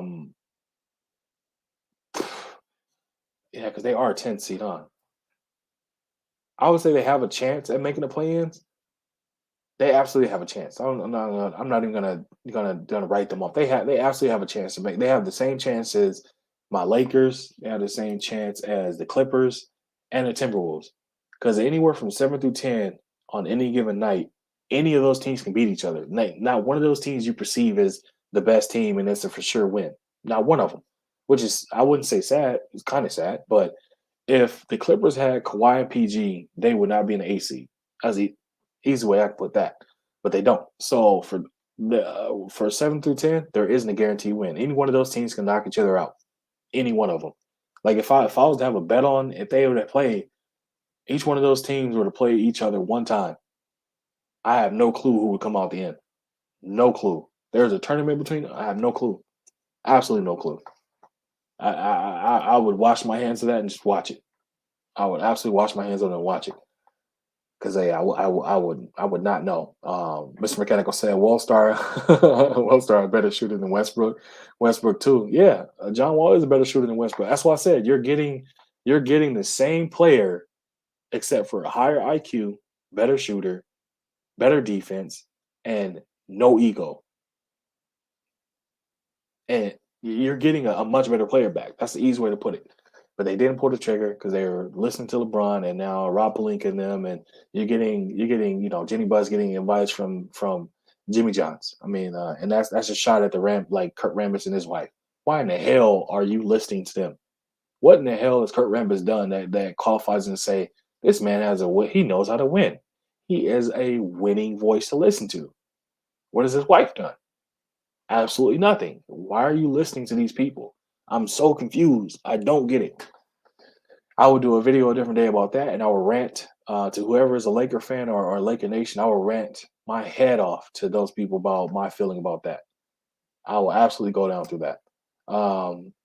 Deb Rice saying, Russ think he like, yeah, man. Russ think he and make sure I hit the like button, my people. Make sure I hit the like button. Russ think yeah, man. Russ think he the greatest thing since sliced bread, man. I averaged triple doubles for 2-3 years. You know what I mean? Y'all gotta worship me. That took him absolutely nowhere, nowhere whatsoever. Where did you go with those triple doubles? You took your ass home. Is where you went. Again, unfortunate to say, but it's a true thing to say. That's exactly where he went. It's unfortunate, but it's a fact. When you look at it, KD left. What did he do? Made the playoffs, got bounced. Average triple double, they glorified him. Average triple double, glorified, glorified. And then how in the hell are you this glorified huge player, right? And you go from OKC to Houston to Wizards to the Lakers. Common denominator has to say somebody, something's going on. Why the hell are you bouncing around as if like what I'm saying, you're a basketball yourself? There's no reason for that. Absolutely no reason whatsoever. He got to figure out his game. He has to lock in and focus on basketball. He has to understand this is what basketball is. This is what a winning mentality is. This is how you win. This is what you need to do to prepare yourself to win. All these things is stuff that he has to do. But what is he doing? He's doing absolutely none of that. And so it's frustrating to look at this man and say, "Oh man, this dude's going to be a Hall of Famer, right? He is going to be a Hall of Famer that people are going to say he got there because he averaged a triple double, but he did absolutely nothing when it came to wanting to actually go out and win these games. Absolutely nothing." Salute to Mrs. Sexy coming through. Appreciate you stopping through. Um, Brother Demetrius Wright said, "Do you think John Wall has something? Really, it's been a long time since we've seen Wall on the floor of the Rockets. Woods game is similar to Jared Allen. Good piece. Yeah, Demetrius Bright. That's the thing. You haven't seen John Wall in a while, right? Which means what? He is completely healthy, completely healthy. So him being completely healthy is a better aspect. If you get a Russell Westbrook who is out here who's played every single game, and you've got what a big ass sample size of seeing it's not going to fit. It's not going to work, right?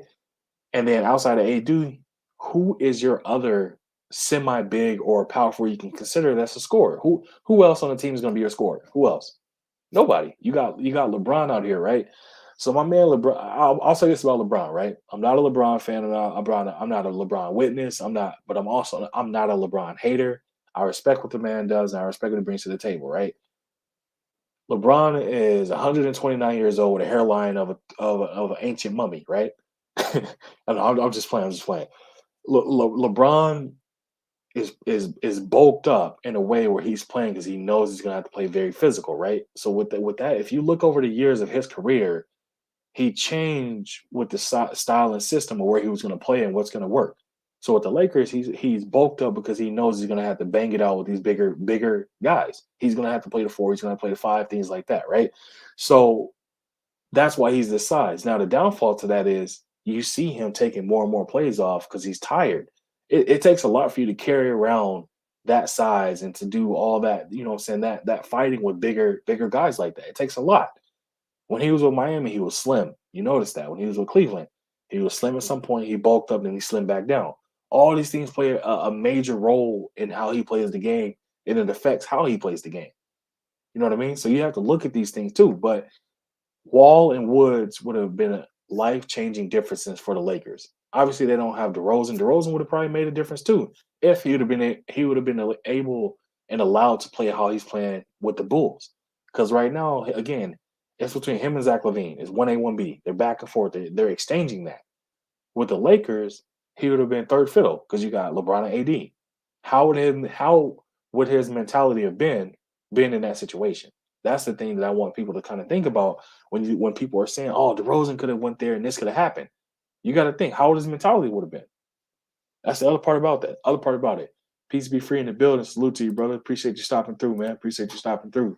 Son of God, salute to you. Salute to you. Go jump back off in these comments and see what people got going on here. Tiffany Love in the building. I think I might be you guys are way down on me. This your brother Demetrius Bryce and my Spurs gonna sneak into that playing game. Hey, Demetrius Bryce, the only thing your Spurs gonna sneak into is a nightclub because they all young. That's the only thing your Spurs gonna sneak into, man. They might sneak into Greg Popovich, you know what I'm saying, his retirement party or something like that. You know what I mean? But nah, they not doing nothing. They're not doing nothing. That's no slight, but it's kind of a slight, but it's a fact. Oh, Mr. Mechanical said, I thought the Knicks were gonna pull this one off. Or no, I'm sorry, that's Jalen. At Mr. Mechanical, I thought the Knicks were gonna pull this off. I don't think the Knicks is gonna pull off is showing you that they are the Knicks, and they are probably gonna lose. Let me take a peek and see. What are they? 12th seed? Yeah, Knicks gonna be Knicks. The Knicks are gonna do Knicks things. The Knicks gonna do Nick things. That's the way to put it. PG free. The Lakers knew what they were getting.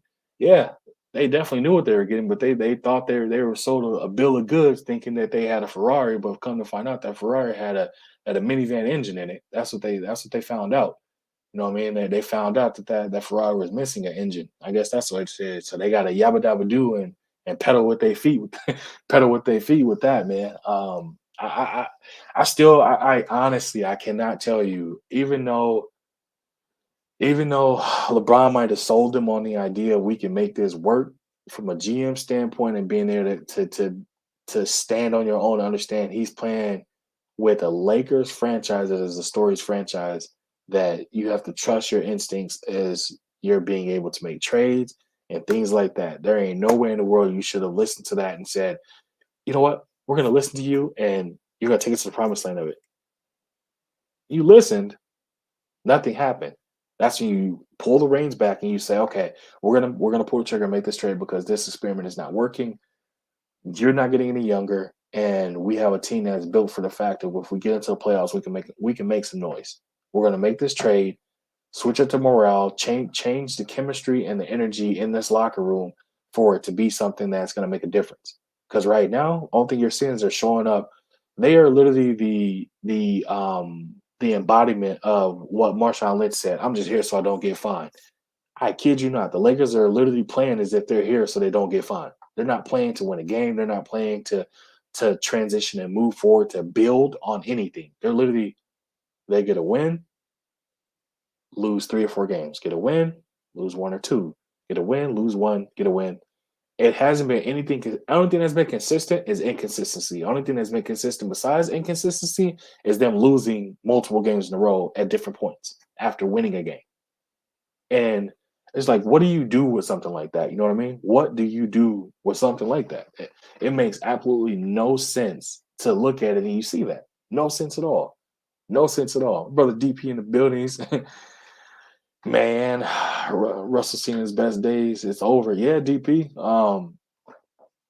Russ, and again, man, I support the brother. That's the thing, you know what I mean? But when you watch his game from an actual like I play basketball, so when you watch it from a standpoint of understanding the game and having an IQ of the game, then you get what you're seeing, right?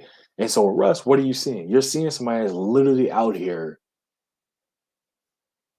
I'm not gonna say playing dumb basketball, you're playing low IQ basketball, but celebrate on every single play, no matter what the score is. But his focus isn't on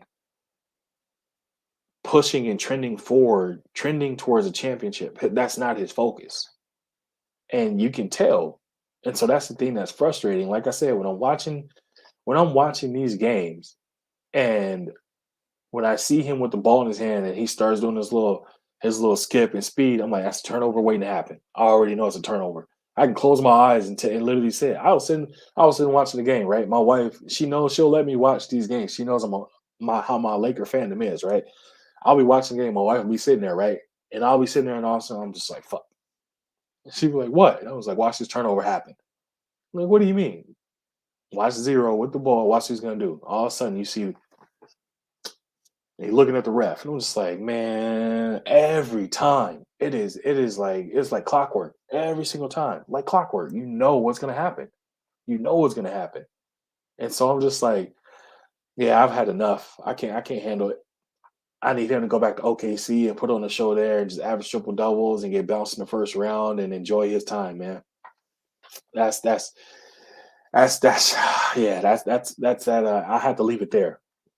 So brother DP said Russell got street ball IQ. Hey, he didn't even got that. 'Cause street ball IQ, they know when you playing 21. You know what I mean? Oh, go double this guy. You know what I mean? We're not gonna let this person score. We're gonna foul the hell out of him. We getting the ball out his hand one way or another, right? Russ out there playing 21. Well, shit, he beat y'all. He didn't beat me. We didn't play 1-on-1. Like that's his mentality. Like, you know what I mean? 21 is a free for all, but Russ's mentality is you know what I'm saying? You out there playing 21, 35, you know what I'm saying? Like, oh, he beat y'all. He didn't beat me. We didn't play 1-on-1. He was playing y'all. We was playing against y'all, not me. Like that's his mentality. And it's like that, man, that stuff is crazy.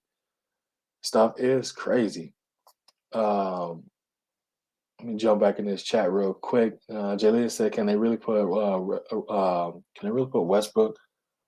Yeah, they can because LeBron was the one that wanted Westbrook. The Lakers didn't want Westbrook.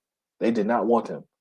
They did not want him because they knew what they were getting from playing against him a few years ago. They knew exactly what they knew what he was. But LeBron convinced them that he can show you that he can win with this person. That's what he did. And what do we see? Absolutely nothing. Absolutely nothing. Absolutely nothing. So what else we got here? AD keep getting hurt. PC pre. Yeah, absolutely keep getting hurt, man. It's unfortunate. I hate to say it, but he does keep getting hurt. Not. I don't know what he's doing in the off season or his trainer, nutritionist, if he has any of that. All I know is that what he needs to do is link up with LeBron, spend 1.5. I'm not trying to spend his money. Spend some money and invest in your body the way LeBron has.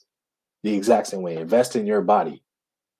Nobody care about the little choker diamonds. Nobody care about the braids. Nobody care about the tight ass clothes. Any of that. All the diamonds. Invest in your body. Focus on being able to understand how your body works, where it's weak, where it's vulnerable, and fix that. That's what he should be doing. That's what he should do. That's what he should do.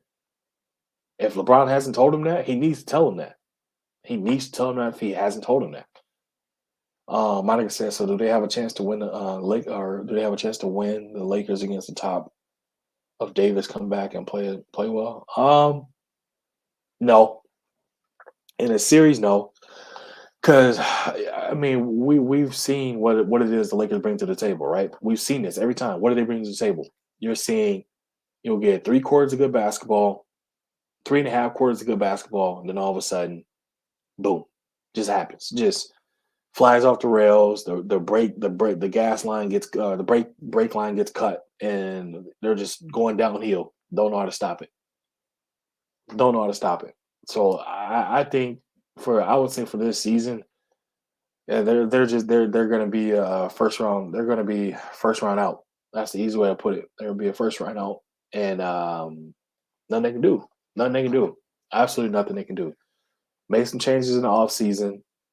If I were them, I would try to get Bradley Beal. Anything and everything you have to do, go after Bradley Beal. If you got to send Westbrook with the Lunchables, Chipotle, Taco Bell, Burger King, anything you can think of, it, Ruth Chris, Fogo de Chao, anything you could think of to package to get Westbrook out of a Lakers uniform and to back to the Wizards and get Bradley Beal, that would be your game changer right there. Because if I'm not mistaken, next year, as far as in the offseason, there's not many big splash free agents that'll truly make a big difference. You know what I'm saying? That's going to be on the market. I'd have to double check and look, but I do not see there being any offseason, any offseason like anybody available that's going to really change the Laker Nation hopes. I don't see it. Like I said, I think Bradley Beal might be the only one, but I think he's absolutely going to want his money. He's going to want a big contract. And the Lakers, if I'm not mistaken, they don't have that kind of money to offer unless there's some restructuring of contracts. But we'll see. We'll see. Um, let's see here. Mr. Mechanical said 80 is Mr. Glass. He stays. Man, he stays hurt, man. He stays hurt. It's unfortunate to say, but it's a fact. It's an absolute fact. He stays hurt nonstop, nonstop. Pardon me, my people. Take a swig of this water real quick.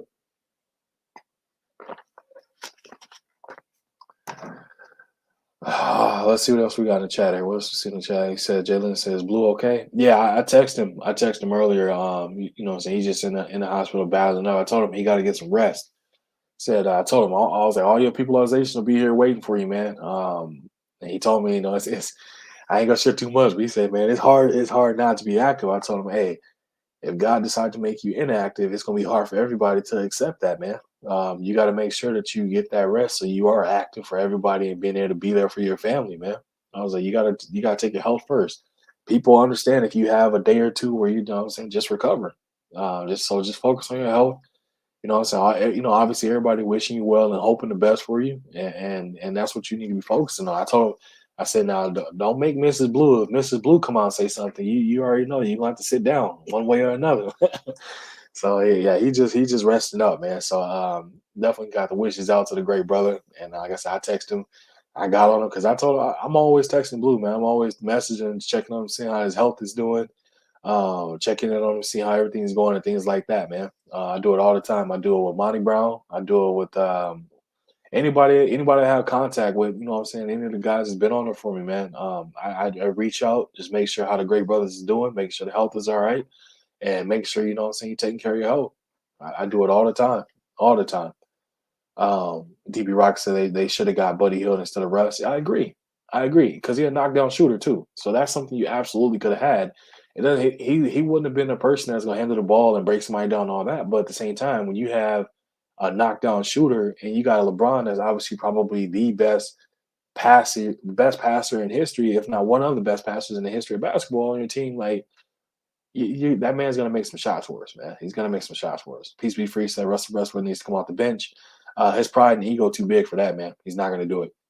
Not gonna do it. No matter what. No matter what. No matter what. Um, Let me take a look here and see. Brother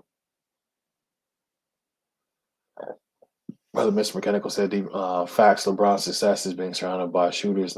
Yeah, his success has always been, and his whole entire thing has always been that, man. Always been that. Always involved being surrounded by shooters in order for him to actually be successful. I agree 1,000% with you. See what else we got here. I'm Mr. King indeed. Take dollar bill. Take dollar. Yeah, Mr. McKenna, I agree with that too, man. I agree with that too. Jalen, that's right. His house comes first. I just saw that video. Yeah. Yep. That's exactly what I told him, Jalen. Exactly what I told him. Monica said the Bill would help the Lakers tremendously. Besides, the Lakers could also offer and go at Lillard. That is a good point, Monica. I actually forgot about Dame. Just because Dame out of sight, out of mind. I forgot he's recovering right now, so I did forget about him. But absolutely, I would love to see Dame Dollar in the Lakers jersey. And every Laker Nation fan out there would too, including the people in Oakland. You know what I'm saying? They like, though, we know the Trailblazers is not going to take you to, you're not going to get the promise of the Trailblazers. We know you want to do it. You want to stay here and stay homegrown. But at the end of the day, bro, we know winning means everything to you. So won't you go ahead and hop on that flight? You know what I'm saying? That little 2-3 hour flight, come down south to that, get some of that Cali love. You know what I'm saying? You're from Oakland, so come back home, get that love, and you know what I'm saying? Jump in there and do it. Brother DP said, drop the link. I got you. I got you. I got you, DP. Let me go ahead. And hit this real quick.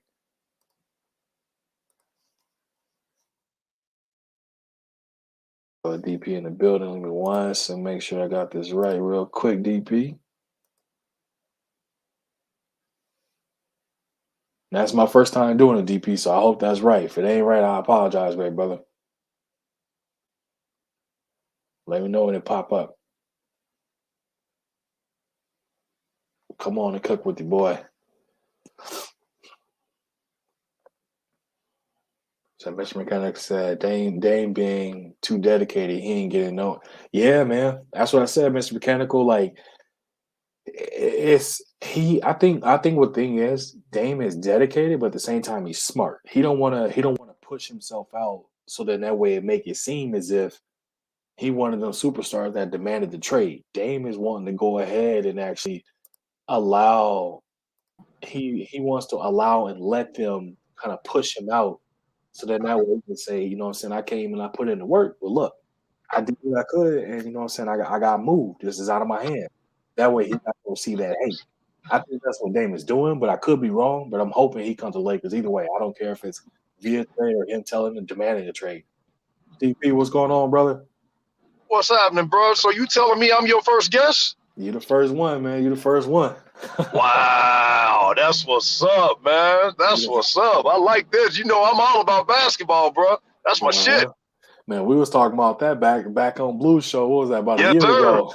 Exactly, man. Yeah, I'm like, soon as you get it started, bro, you gotta have me on, boy. For real. Mhm.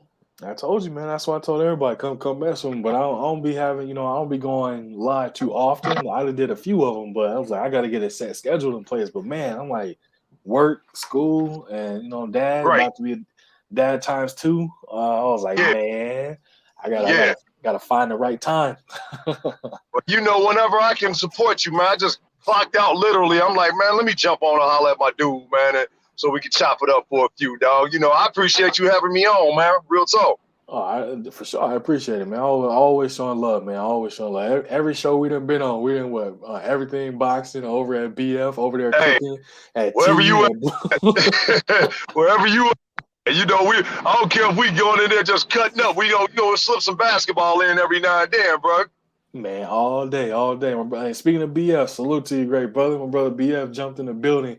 I was just saying, man. At BF, DP, my first guest, man. He hopped on first one. But yeah, we BFB. man. Now that I think about it, man, we be on what, like, not almost like 8 different channels, huh? We on I KQ, know, bro. KC, Knockout Boxing, Everything Boxing, BF, Blue. BF said he got game too. He was telling Oh, a story day where he almost dunked on this dude. I'm like, oh shit, I like that. oh, word. Yeah, Okay, BF okay. said he got game too. We're gonna have to see because I used to look at, what I'm saying, I'm 6'3". I was telling my wife, we was laughing about it. I said I used to look at guys, if you anything over 6'7", I'm looking at the poster because I was touching Damn, the you I was touching the 6'3". top of that gray touching the top of that gray box. I'm windmilling and doing all kind of stuff. So I'm like, oh yeah, I'm gonna catch this body on this dude real quick. I'm 6'2", but I got an excuse. I'm 47, dog. I can't Oh get yeah. up like that out like the ball. My See, I, days is done. man, I'm old. Man, hey, what's crazy though, DP is salute to my brother KQKC in the building. I was just talking about my brother right there. That's the singing OG right there, man. And the words are my brother Knockout. I was telling my wife, I was like, man, when I was in the 8th grade, I was like maybe like 5'7", 5'8", right? And I was Right. like barely rim, like touching the net, kind of like bottom of the rim. I don't know what the hell happened, right? Over that summer, from being an 8th grade to a freshman, I grew to be 6 foot. So my clothes Damn. went from fitting like from pants to turning into capris to shorts. Like, it was insane. And I went from not being able to touch the bottom of the rim to also I'm slamming them like all vert, like easy. And I grew a couple more inches, and it got worse. Right. And I was like, man, I was doing all kind of crazy dunks. Like I said, I was looking at anything that was 6'6" and up. I'm going out. I'm trying to get that, and it was like Oh I yeah. wasn't stopping. No doubt. Yeah, yeah. Them was the days, bro. I used to do that too, man. But I can't be on that concrete no more, man. I was just like, you know, from the block, bro. I played on the actual street ball, so I'm like, Yep. you get hurt now, bro. You know what I'm saying? You can't go to work and have an excuse, you know. Mm-hmm. So, but yeah, Man. I love basketball, man. I've been around the game since in my household, bro, like it was, you had to be a Laker fan. Like we hated the Celtics. No shit. My pops was a Dr. J and a Magic Johnson fan. And speaking of the Lakers, have you saw that series, man? Have you checked out that series on HBO? I haven't had an opportunity to watch it. I'm gonna check it out though. Man, I'm gonna tell you about it, man. But I'm gonna just say Dr. Jerry Buss was a monster. He was a monster. That boy was bad. Bad. And the thing is, he was smart. He was doctor for a reason. The man was sharp and smart when it came to business and when it came to being able to make them transaction teams, and then bringing in Jerry West on top of it. You know what I mean? Like, Jerry West is one of the smartest GM minds that I've ever seen in basketball, man. Ever seen in basketball. Yo, check this though, man. Back in the day, did you know you used to flip a coin to get the first pick of the draft? Yeah, I heard about that. I didn't believe that, but I didn't know that was a fact. And I'll give you too much of the story, man. But do you know the Lakers was actually thinking about taking Sidney Moncrief over Magic Johnson? No. Yeah. They wanted to take Sidney Moncrief and Jerry West didn't want to do it. So, Jerry Buss had to talk him into doing it because they didn't want to take him. So Magic went in there and negotiated his own contract. He saw what Larry Bird was getting up in Boston. He looked at it like, nah, bro, I just kicked this ass in the NCAA finals. You got to at least come with, something better than that. And that is a fact. That's a fact. And that's what I was just cooking on earlier, man. When I was telling everybody, I'm looking at my team, right? And I said, I'm a Lakers fan. I'm not delusional. You know what I mean? I love basketball because I'm a fan of basketball first, but I watch any game, any random day, right? So, like I was saying, I was watching Detroit and OKC, or Detroit and the Rockets play. You know what I mean? And that's two teams. Right. Only reason you can watch the game is if you got a bet on it. You bet in the odds or something like that. You're not gonna watch the game any otherwise. So I'm watching the game, and I'm just looking at the teams and seeing, okay, how is you an NBA team? How is it you only got 18 wins or 16 wins in the season? I want to see how you're playing for you to be this bad. And so I'm watching it. I'm like, okay, they're not playing too bad. Okay, like you're supposed to pull the ball out, run a set here. You know what I'm saying? Slow down the tempo. I'm watching it. It looked like glorified high school basketball team, not even a college team, just basketball team. And I'm just like, what in the hell are they doing? Like, so I'm like, nah, I can't watch this. I can't watch this, right? I turn it off. Now watch my Lakers team. I'll be damned. I'm seeing the exact same thing. My Lakers team coming down. What Russell Westbrook doing? This man out here acting like he playing for the Globetrotters. He throw the ball away, and all I ever see is this. And then I see LeBron. Like, I'm like, bro, y'all are too worried about getting calls. You're too worried about focus on basketball. That's all you gotta do is focus on basketball. Offense will come. Defense is how you win championships. Defense is all about effort. What are you seeing? You are not seeing no effort whatsoever. And if you're seeing effort from Westbrook, it's dumb effort. Who the hell runs full speed for somebody that's getting ready to shoot a layup, and you go up to foul him, not block him, but just foul him? And I'm like, bro, they're gonna give your ass a flagrant. They're gonna give your ass a goddamn they're gonna call it clear path. Everything. I'm like, why would you do that? I'm so confused. Then you got Malik Monk, ball out of control. What did he do? Get out of position of defense. All kind of stupid stuff. And I'm like, bro, defense is all effort. All you gotta do is communicate. Do what you need to do. Westbrook get mad. He's getting called Westbrook. I touched on the earlier. I said, I was like, Westbrook is a nickname that's in between the lines of basketball. It's not anything else. What do you think Magic Johnson had? Tragic Johnson. What do you think? God damn it. What's the other people name that had some bad basketball, you know what I'm saying, nicknames? And I'm just like, all these names come from really playing bad. Playoff P. You know what I'm saying? I mean, everybody done failed, man. But I'm going to tell you what I think Westbrook's problem is he never developed over the years. Westbrook is one of them guys, you love him when because he go out and he give it to you through and throughout. He going to play 60 minutes of hard-nosed basketball. The problem is, man, the game developed without Russell Westbrook. Westbrook never developed the jump shot. Westbrook never, his, like we was talking about earlier, his IQ. The guy can play basketball, man. It's just his style of play. And another thing that I think they should have done, man, is made LeBron run. LeBron should have been running the point guard. I would have moved Russell to 2. You can't even do that because he can't shoot. That's why they call him Westbrook, because he can't shoot. Like he won't get in and put in that work to like. I was saying earlier, I don't understand how you're the point guard of the Los Angeles Lakers and you are leading the league in worst free throw or worst percentage shooter when it comes to around the rim. and they try to Right. say within the restricted area. We all know what that means. You're tricking layups left and right. Right. We all Right. know what that means, and it's like, what the hell are you doing? And it's Right. all a mental thing with him. It's literally a mental thing because you can think Oh, I back. think so. OKC, what was he doing? The man was a bank shot god, and when he goes to the rim, the layup is going down. I wasn't seeing all these left-handed flick layups, and he's like practicing and missing. He was either dunking on your head or he was hanging in the air getting an and one. All these things were happening. It seems like he's either aging before our eyes or he's trying something different, and it's not working. It's not working. Oh, my brother BF said, I'm not even sure how many bodies I caught. Hey man, don't write that in the chat, BF. I'll write that in the chat. You know, the people you put on a poster might be trying to hunt you down, bro. Yeah. BFTB crazy, man. And I believe him too. Hey, look. Speaking of Mr. Poster Man, what's going on, BF? What's popping with you, homie? I told you I was gonna pull up on you. Hey, what's appreciate up, it. Pete Rocker the God. What it do, big dog? What's up, man? What's up, bro? How you doing, man? Man, I can't call it, bro. Just living, you know, doing what I do. How's the family? Yeah, we talking basketball now, man. Y'all, you know, BF, I was telling about the time you said you posterized dude, man. I was like, yeah, I can relate to that. I've had a few. I've had a few of those, dog. I've had a few posters now. I mean, I've definitely had a few. The worst posters I had are the ones where I'm not trying to do it. You know what I'm saying? Right. Yeah, I got caught, bro. I got caught in the air. Like I got caught in the air. I got a rebound, and I was running the point, and I, you know, wanted everybody to go down. I had did this a couple times. You know, I go hard, like I run straight in the middle, right? And I get to the foul line, and I did it every time. I would jump like I'm about to shoot a little layup or something, like a mid-range jumper, right? And I would shoot, and then they would always collapse to me. They come to me, and I throw it down right behind them and get easy layups. I did it like 2 or 3 times. But this one particular time, I got the rebound.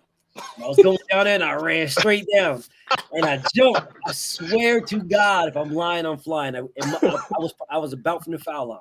And I jumped because I'm lefty, right? So I jumped in my shooting stance. And I was in the air, but nobody collapsed with me. Nobody came to me. I did it. I was already in the air, and I'm like, I'm looking and nobody coming. I'm like, oh shit! But the rim was right here. I was like, oh shit! And I just swear to God, dog. Swear to God, nigga, the whole gym, nigga, they stopped the game. Niggas run up the bleachers, sliding across the floor like. Niggas ran out the gym. It was crazy. It was crazy. I was different than you, BF. What's y'all background? Did you school and college? What's y'all backgrounds? Oh, me? I'm just a nigga, dog. Yo, okay, so nah, but see, I was supposed to go, but I wasn't. Yeah, my brother Danny, he played for Syracuse. And he was good in football. Basketball. He was better in football. And he played for Syracuse against during the Michael Irvin era. He played during that time. And then he ended up playing for the Cowboys and the Giants. And you know what I'm saying? But you know, I know I'm better than that nigga. I know I'm better than that nigga. Dog, dead ass serious. I know I'm better than that. And I know I'm always better than him. But I was like, it's crazy because I talk now, right? But when I was younger, I wasn't a talker, dog, at all, bro, at all. Cause I didn't trust people, bro. I had really, really bad trust issues, so I didn't say much of nothing. I was always to myself, and it was always like I was getting in so many fights, because it was like I feel like there's going to be attention, you know what I mean? And I wasn't a big dude. I was little, you know what I'm saying? So it's like, all right, well, I need to get my shit off first. And sometimes it wasn't even fights. They didn't even have no problem with me, but I felt like it was. So I made it that, you know what I'm saying? And I got mine off before they got theirs. So, you know, it was just one of those things. I never got an opportunity to shine like I should have. That man BF was a different kind of flight school. I'm taking flight on everything. I fought everybody too. I fought everybody. Men, women, girls. I fought everybody, though. And that's serious. I fought everybody, bro. I didn't care, bro. I didn't discriminate. I fought several girls. Hey, I'm guilty of that too, BF. I had a couple fights in elementary school too, and they was mostly chicks. I ain't care. What the So hell? you know. Hey, I can't mix with y'all, man. I ain't never put the paws on a female Oh no, before. we were 11 and 12. Then that don't count. You know, when you get an adult, you like, nah, you ain't. You know, I ain't doing that now. But I'm saying, DP, even there, right? So I was country built. You know what I mean? I know BF is in Texas. I was telling the story. I'm in Greenville, Texas. So I was out in the country where there ain't nothing to do. I was catching tarantulas and scorpions, putting them in the box and making them fight, kind of thing. Yeah, stupid as hell as a kid, but or throwing rocks at rattlesnakes, some dumb stuff, right? So that was what I was doing as a kid. I didn't have an opportunity to be around a bunch of people to do them things, right? So when I moved to the city, you know what I'm saying? Like, this is how I got introduced to city life. My cousin and I stayed night at their house first night. Man, they put soy sauce and hot sauce on my mouth. I woke up, what the hell? Like, I ain't never tasted neither one. Man, it was the weirdest, hot, tangiest taste, man. To this day, they got me with it. But no, so my cousins and them actually taught me how to play basketball because I didn't know how to dribble. I didn't know anything about basketball, right? So the first sport they introduced me to was track, right? So I started with track. I was always fast as hell because I just knew all I knew was running. So I got into track. I had state records and all that kind of stuff for track, and then moved over to football. So I was running back, fast as hell. So I'm just out running everything. I wasn't getting tackled. Had to clean his jersey. He'd be like, damn, he didn't play a lick in this game. No, I just didn't get tackled. And then started learning basketball, bro. I picked up basketball so quick, fell in love with it. Like, literally went from like playing it in middle school. Got in high school. I was number one in the state for my age in high school. So it was like I picked it up quick, and then I was able to hoop, and I loved it. So when I was going to say with BF said his was accidents. Mine was when I was seeing cats, because I told you I grew 6 foot, and then I ended up being 6'2", 6'3". I haven't grown. I'm 6'3" now. I literally was looking at cats. If I saw you at my height or taller, I was posting. But if I saw 6'7", 6'8", I am getting his ass. That was my mentality. Is I'm gonna get him somehow. And so I'm coming either off a rebound or that we had lob plays because I was like the second shortest person on my team. You know what I mean? Like, everybody could dunk on the team. So we had lob plays. We going fast breaks. Throw that motherfucker. Like, we slamming everything. So then when I moved to Minnesota where I'm at now, you know what I'm saying? I had my guys I was playing with. We used to go to random parks, right? Imagine you pull up to a park and I am the shortest person that's out there, right? 6'3", I'm the shortest person. Everybody else is taller than me. We all dunking. We pulling up the parks on some globetrotter, just throwing lobs everywhere, just dunking like crazy. Man, we shut down one park for 6 hours straight of literally just running and just playing. Just running and just playing. And it was like, all right, I'm bored. So we literally would just we'll stop a game and stop our game and just let some other teams play just to play, and we play the winner because it was just like, it was boring. So then when we transitioned that part from going, and then we would start going to playing like college and playing against like higher, better competition. Now that right there was fun because it was like you're playing against people that actually understand the fundamentals, understand how basketball worked, and got the IQ for it. So for me, I didn't go to college with the hopes of trying to like play college ball. I was trying to jump from high school to the NBA. I went from playing in Portland, Oregon at a school to the Jefferson to coming to Minnesota, going to, I ain't gonna name the school because people they're gonna be like, what the hell? I went to, so look at it this way, BF. You go, say you go from a school that's in the hood and you go to a school that's in the suburbs. You know what that means, right? Man, when I tell you it was a favoritism thing. It was a thing where the coach trying to tell me one thing. I just got to the state. He telling me you got to be in this city at this time. I'm not driving. My parents was working. I have no clue where the hell this other city is. I call everybody else, tell me to call. They don't answer the phone. What that sound like? Yeah, I ain't doing that, dog. Yeah. So I'm like, yeah, I'm either gonna leave this team or we're gonna square up and I'm gonna get you out of there. I'm gonna get you up out of here. So instead of me going to jail, I'm gonna go ahead and move around kind of thing, man. So it was like, that's the story right there, though, DP. But I love basketball, man. That's why I was saying I gave my son. I watch, man. I mean, like I don't play as much as I used to, but the history of the game, man. Yeah, I love basketball, man. That's my passion. And like BFT is the boxing, that's how I am the basketball, bro. Like, my pops, man, with my uncles, we all love basketball. We grew up listening, watching it. It was always Lakers and Celtics in our household, and we hated Larry Bird. We hated Larry Bird, We hated Larry Bird. Hey, Larry was a cold piece. Because he was good. That's, we hated him because Larry would go to your hood and bust your ass, and wouldn't care. And that's, that's been documented. He played a whole bunch of black dudes, man, and destroy them. Facts. So You're talking shit the whole time. Yep. Talking shit the whole time. One of the biggest shit talkers in the NBA history. But me and you be chopping it up, A1. Mm-hmm. I'm from Cincinnati, I'm Mm-hmm. LeBron dude, Ohio. So when he left Miami, I moved to, Cleveland, whatever. Everywhere he went, I went. And when he lay it down, I'm laying it down. You know what I'm saying? Mm-hmm. When Jordan came into the game, I was like 10, 11 years old. But I seen LeBron and Kobe. Like I saw them. These dudes were different. Now, you know what I'm saying? So, to see them guys playing and look at the body of work that they into now, man. I mean, rest in peace, Kobe. He was a different animal. Mm-hmm. He was a different animal. Yep. And I don't know anything about, you know what I'm saying, my favorite player hopping teams. Kobe stayed for, 20, you know what I mean? Like, Right. Right. I got you. No, I get it. when Tiffany Love said, how fast did you run? I was a sprinter. I ran 100 and 200. I think in the 100 I ran fastest time was like a 12.2. And that was like not elementary. I was middle school when I did that. And I can't remember my 200 time, but no, I was a sprinter, 100 and 200. They try to have me do that quarter, 400? Man, when I tell you, I thought my stomach was going to fall out, my nuts were gone, all kind of stuff, man. I was never again. Joke. That 400 ain't no joke, bro. You think if you could do the 1 or the 2, that, all right, 400 ain't that bad. Man, it's bad, dog. Even if you say, let me jog it, let me pace it out, legs numb, nope. It's bad. I did that. I ain't really fuck with that one. But like DC Rock around, I'm a LeBron fan. Like my true story, dog. I didn't have a TV until I was like in like the 7th grade. I want to say 8th grade, something like 7th grade. I think it's 7th grade, right? So I didn't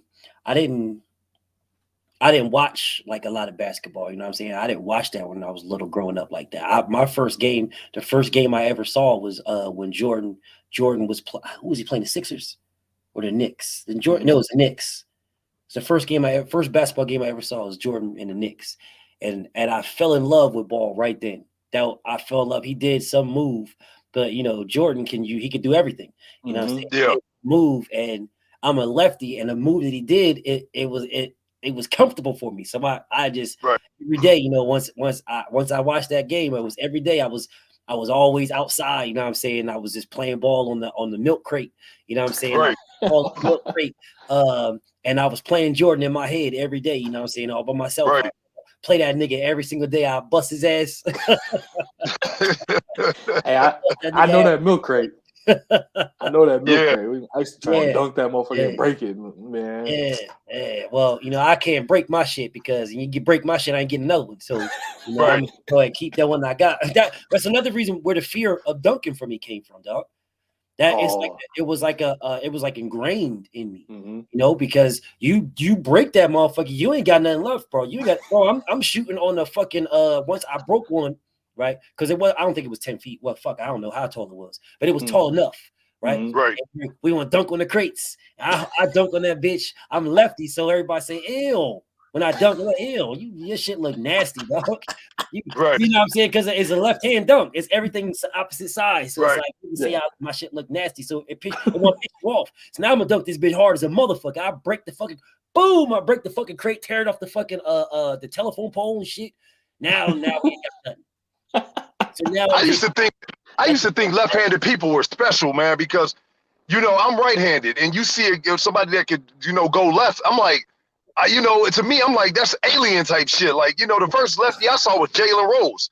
And I'm like, this dude is a left hand and he playing point guard, 6'8", 6'9". Like, I can't even dribble with my left. You know what I'm saying? And when Jalen got into the league, I'm like, okay, you know what I'm saying? So, it's been a lot of great left-handed ballers though, so I think my wife is left-handed, so it's like, damn, everybody doing things with left-handed. So I can understand what you talking about, BF, like, you come baseline and you go up and with a left, like that look weird to me because you see the right-handers just do it all the time, like, and yoke it on them, like. It's difficult too. It's difficult because if you're going up with the left from the baseline, you got to go from the motherfucking right side. If you go from the right side, right? If you're going from the right side and you come in baseline, the ball is close to the defender. You know what I'm saying? So if you go from the left side, it's away from the defender. You know what I'm saying? So it's like you gotta pick your poison. You gotta pick your poison. Yeah, I see Tiffany. I see she say so. I ask you, Queen. I'll answer you, Queen. Yeah, I was gonna say that too. Yeah, I'll answer you. Go ahead, Bill. I am an Eagles fan for football. You know what I'm saying? Because y'all gotta understand. Like I'm Jersey. I'm born in I'm from South Jersey. So you know what I'm saying? I'm an Eagles fan. I'm a Sixers fan. Those are my teams. So all the Philadelphia teams are my teams. Is I'm right there. But and then she say like who was the first major athlete that I met? So I met two. But the first major athlete that I met was Kobe, right? But I didn't know it was Kobe. For y'all that don't know, Kobe played in Philadelphia, right? But he would go and he would play basketball at the Rucker in New York. Like he would go, but what he would do from time to time is he would just stop and play basketball with niggas on courts from Philadelphia up, right? True story. So we was balling. I was balling. And again, fuck it, I'm gonna keep it a buck. Like I'm nasty when I was young. When I was younger, I was nasty with it.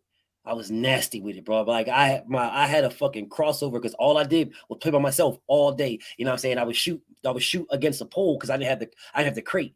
You know what I'm saying? I would shoot against the pole and I would just hit the pole with the crate. Because if you miss the pole, then you gotta go get that motherfucker. So you hit the pole, that worked on my accuracy, you know what I'm saying, for shooting.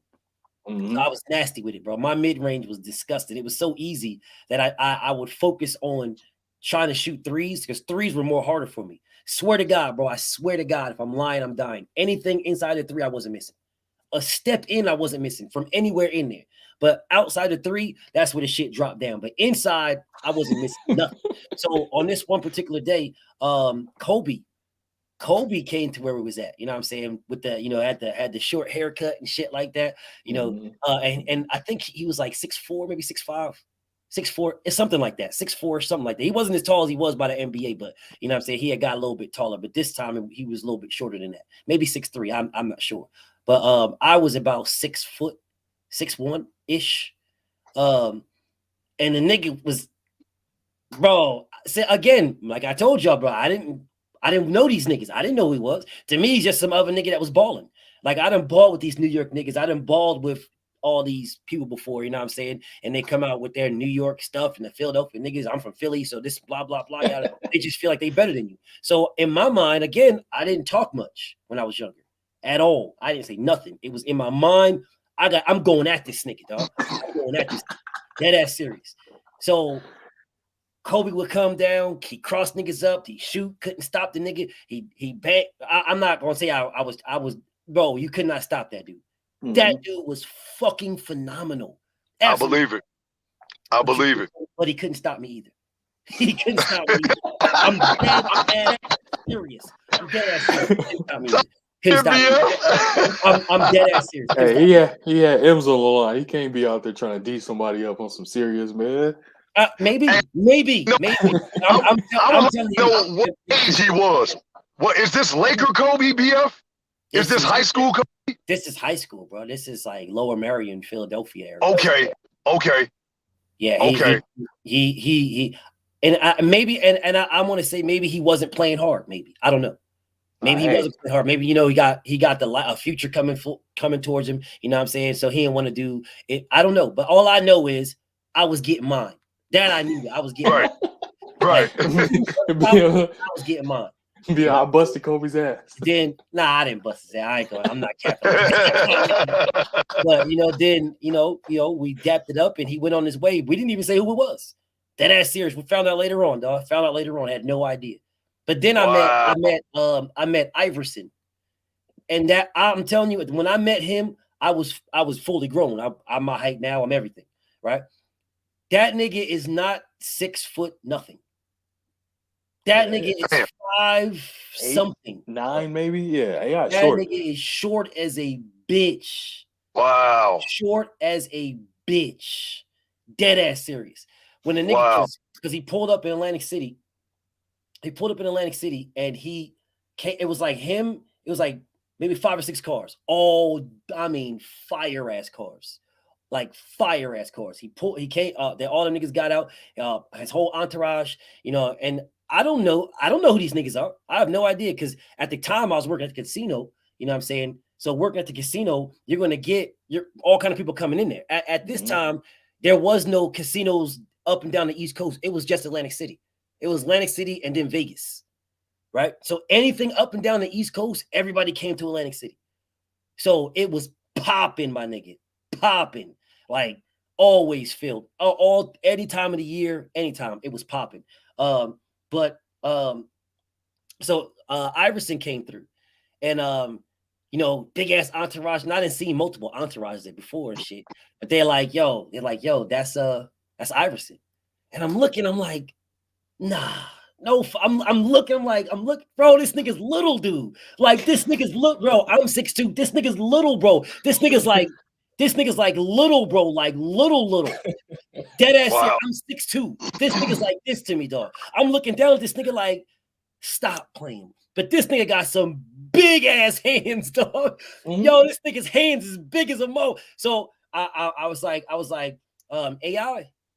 He didn't even say a word. He just looked at me and was like, and I was like, "Oh man, I'm happy to meet you, man. Like I'm a big fan, man. You're shorter in person." And he was like, he was like, "Well, good to meet you, bro." And shook my hand, bro. The nigga's hand, bro. That nigga's hand, that nigga's hand is so big, my dude. I was like, I shook the nigga's hand, and it was like he engulfed.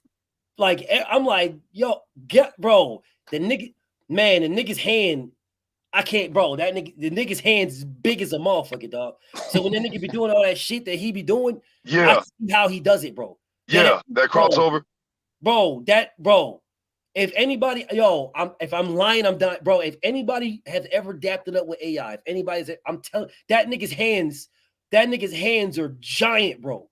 They're huge, bro. I can believe that. I met a couple of other NBA players, but those were the. I met Chad Johnson. I'm up in Cincinnati. I hung out with him, went to his birthday party a few times. But my first, star I met Ron Harper up in Indianapolis. I was at a party or something, man. Might have been the Circle City Classic or something, and Ron Harper was in there, and I'm looking at him like, nah. So I went up to him and hollered at him like, hey man, you Ron Harper there, play for the Lakers? He was like, yeah, I got a picture at the house somewhere with him, man. Back in 2000, and because he's Ohio native too. He went to Miami, of Ohio. So he had just joined the Lakers, and I hung out with him. And just last year was crazy. I'm down in Louisville, and I'm walking down the street with my wife, and I was like, yo, that's Donovan McNabb. Wow. So I walk up to him, I say, yo, man, are you Donovan McNabb? He said, yeah, I am. I said, man, can I have a picture? He kind of dissed me. He said, nah, man, I ain't trying to be funny, but I really don't take pictures or, no more. I said, okay, I get it. But, he was kind of out of shape, so I get it, So I, be like, oh, the tabloids, but, it was all good, bro. I ain't even trip or nothing, you know what I'm saying? It wasn't no big deal. So, but yeah, them kind of like my celebrity highlights, man, And I went to high school with Ike Reese that played for the Philadelphia Eagles. Damn. I went to high school with him. We came out the same year in '93. He was on that Super Bowl team that went up against the Patriots with Donovan McNabb and T.O. Yeah. So, that's kind of my little claim to fame, man. But, Damn, that shit hurt my feelings too. Jalen Rose. I did see Jalen Rose. I saw him like, at a party, but I ain't get to walk up to him and holler at him, And I met Fantasia, man. She actually kissed me on my cheek and I almost fainted, dog. No lie. True story. I met Fantasia, y'all. Like bullshit. Hey, well, I mean, if you gonna give us that, like I seen Shaq. That nigga looks like a dinosaur, bro. He was in Baltimore in the horseshoe, not the horseshoe casino, but the live casino. He came to Baltimore and they put this little event on for him and shit. And they put him on this cart and was driving around and shit. But then he stopped at the crap tables and stood up. Yo, that nigga's a dinosaur, dog. That nigga's gigantic, man. That's probably one of the most scary. Going against that guy in the NBA is probably one of the most scariest sights ever. That dude is fucking huge. Fact. But then for my other story for the kissing thing you talk about Fantasia, bro. Like when I was working at the casino, the same one where I met AI, the same one where where Michael Jordan was talking about how that when Michael Jordan went to the casino when he was playing the Knicks and he was with the casino, he drove down to Atlantic City that year. Y'all know that story? Yeah. Yep. That year, I was in the casino that year.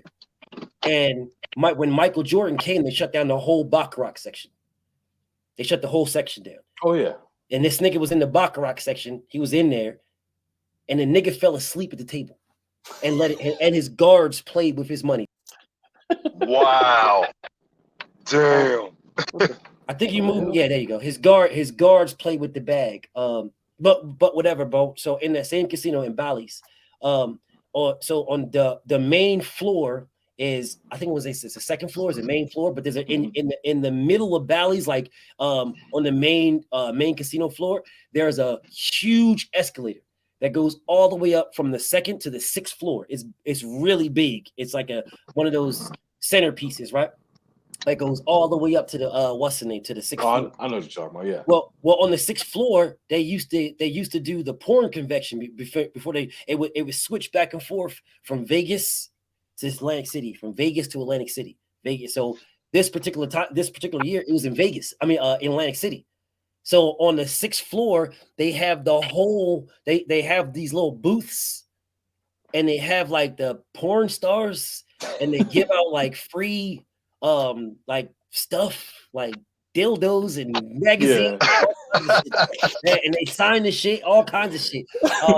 Bro, the expo in that motherfucker. Yeah, man, yeah. So, but this bro can't make this shit up.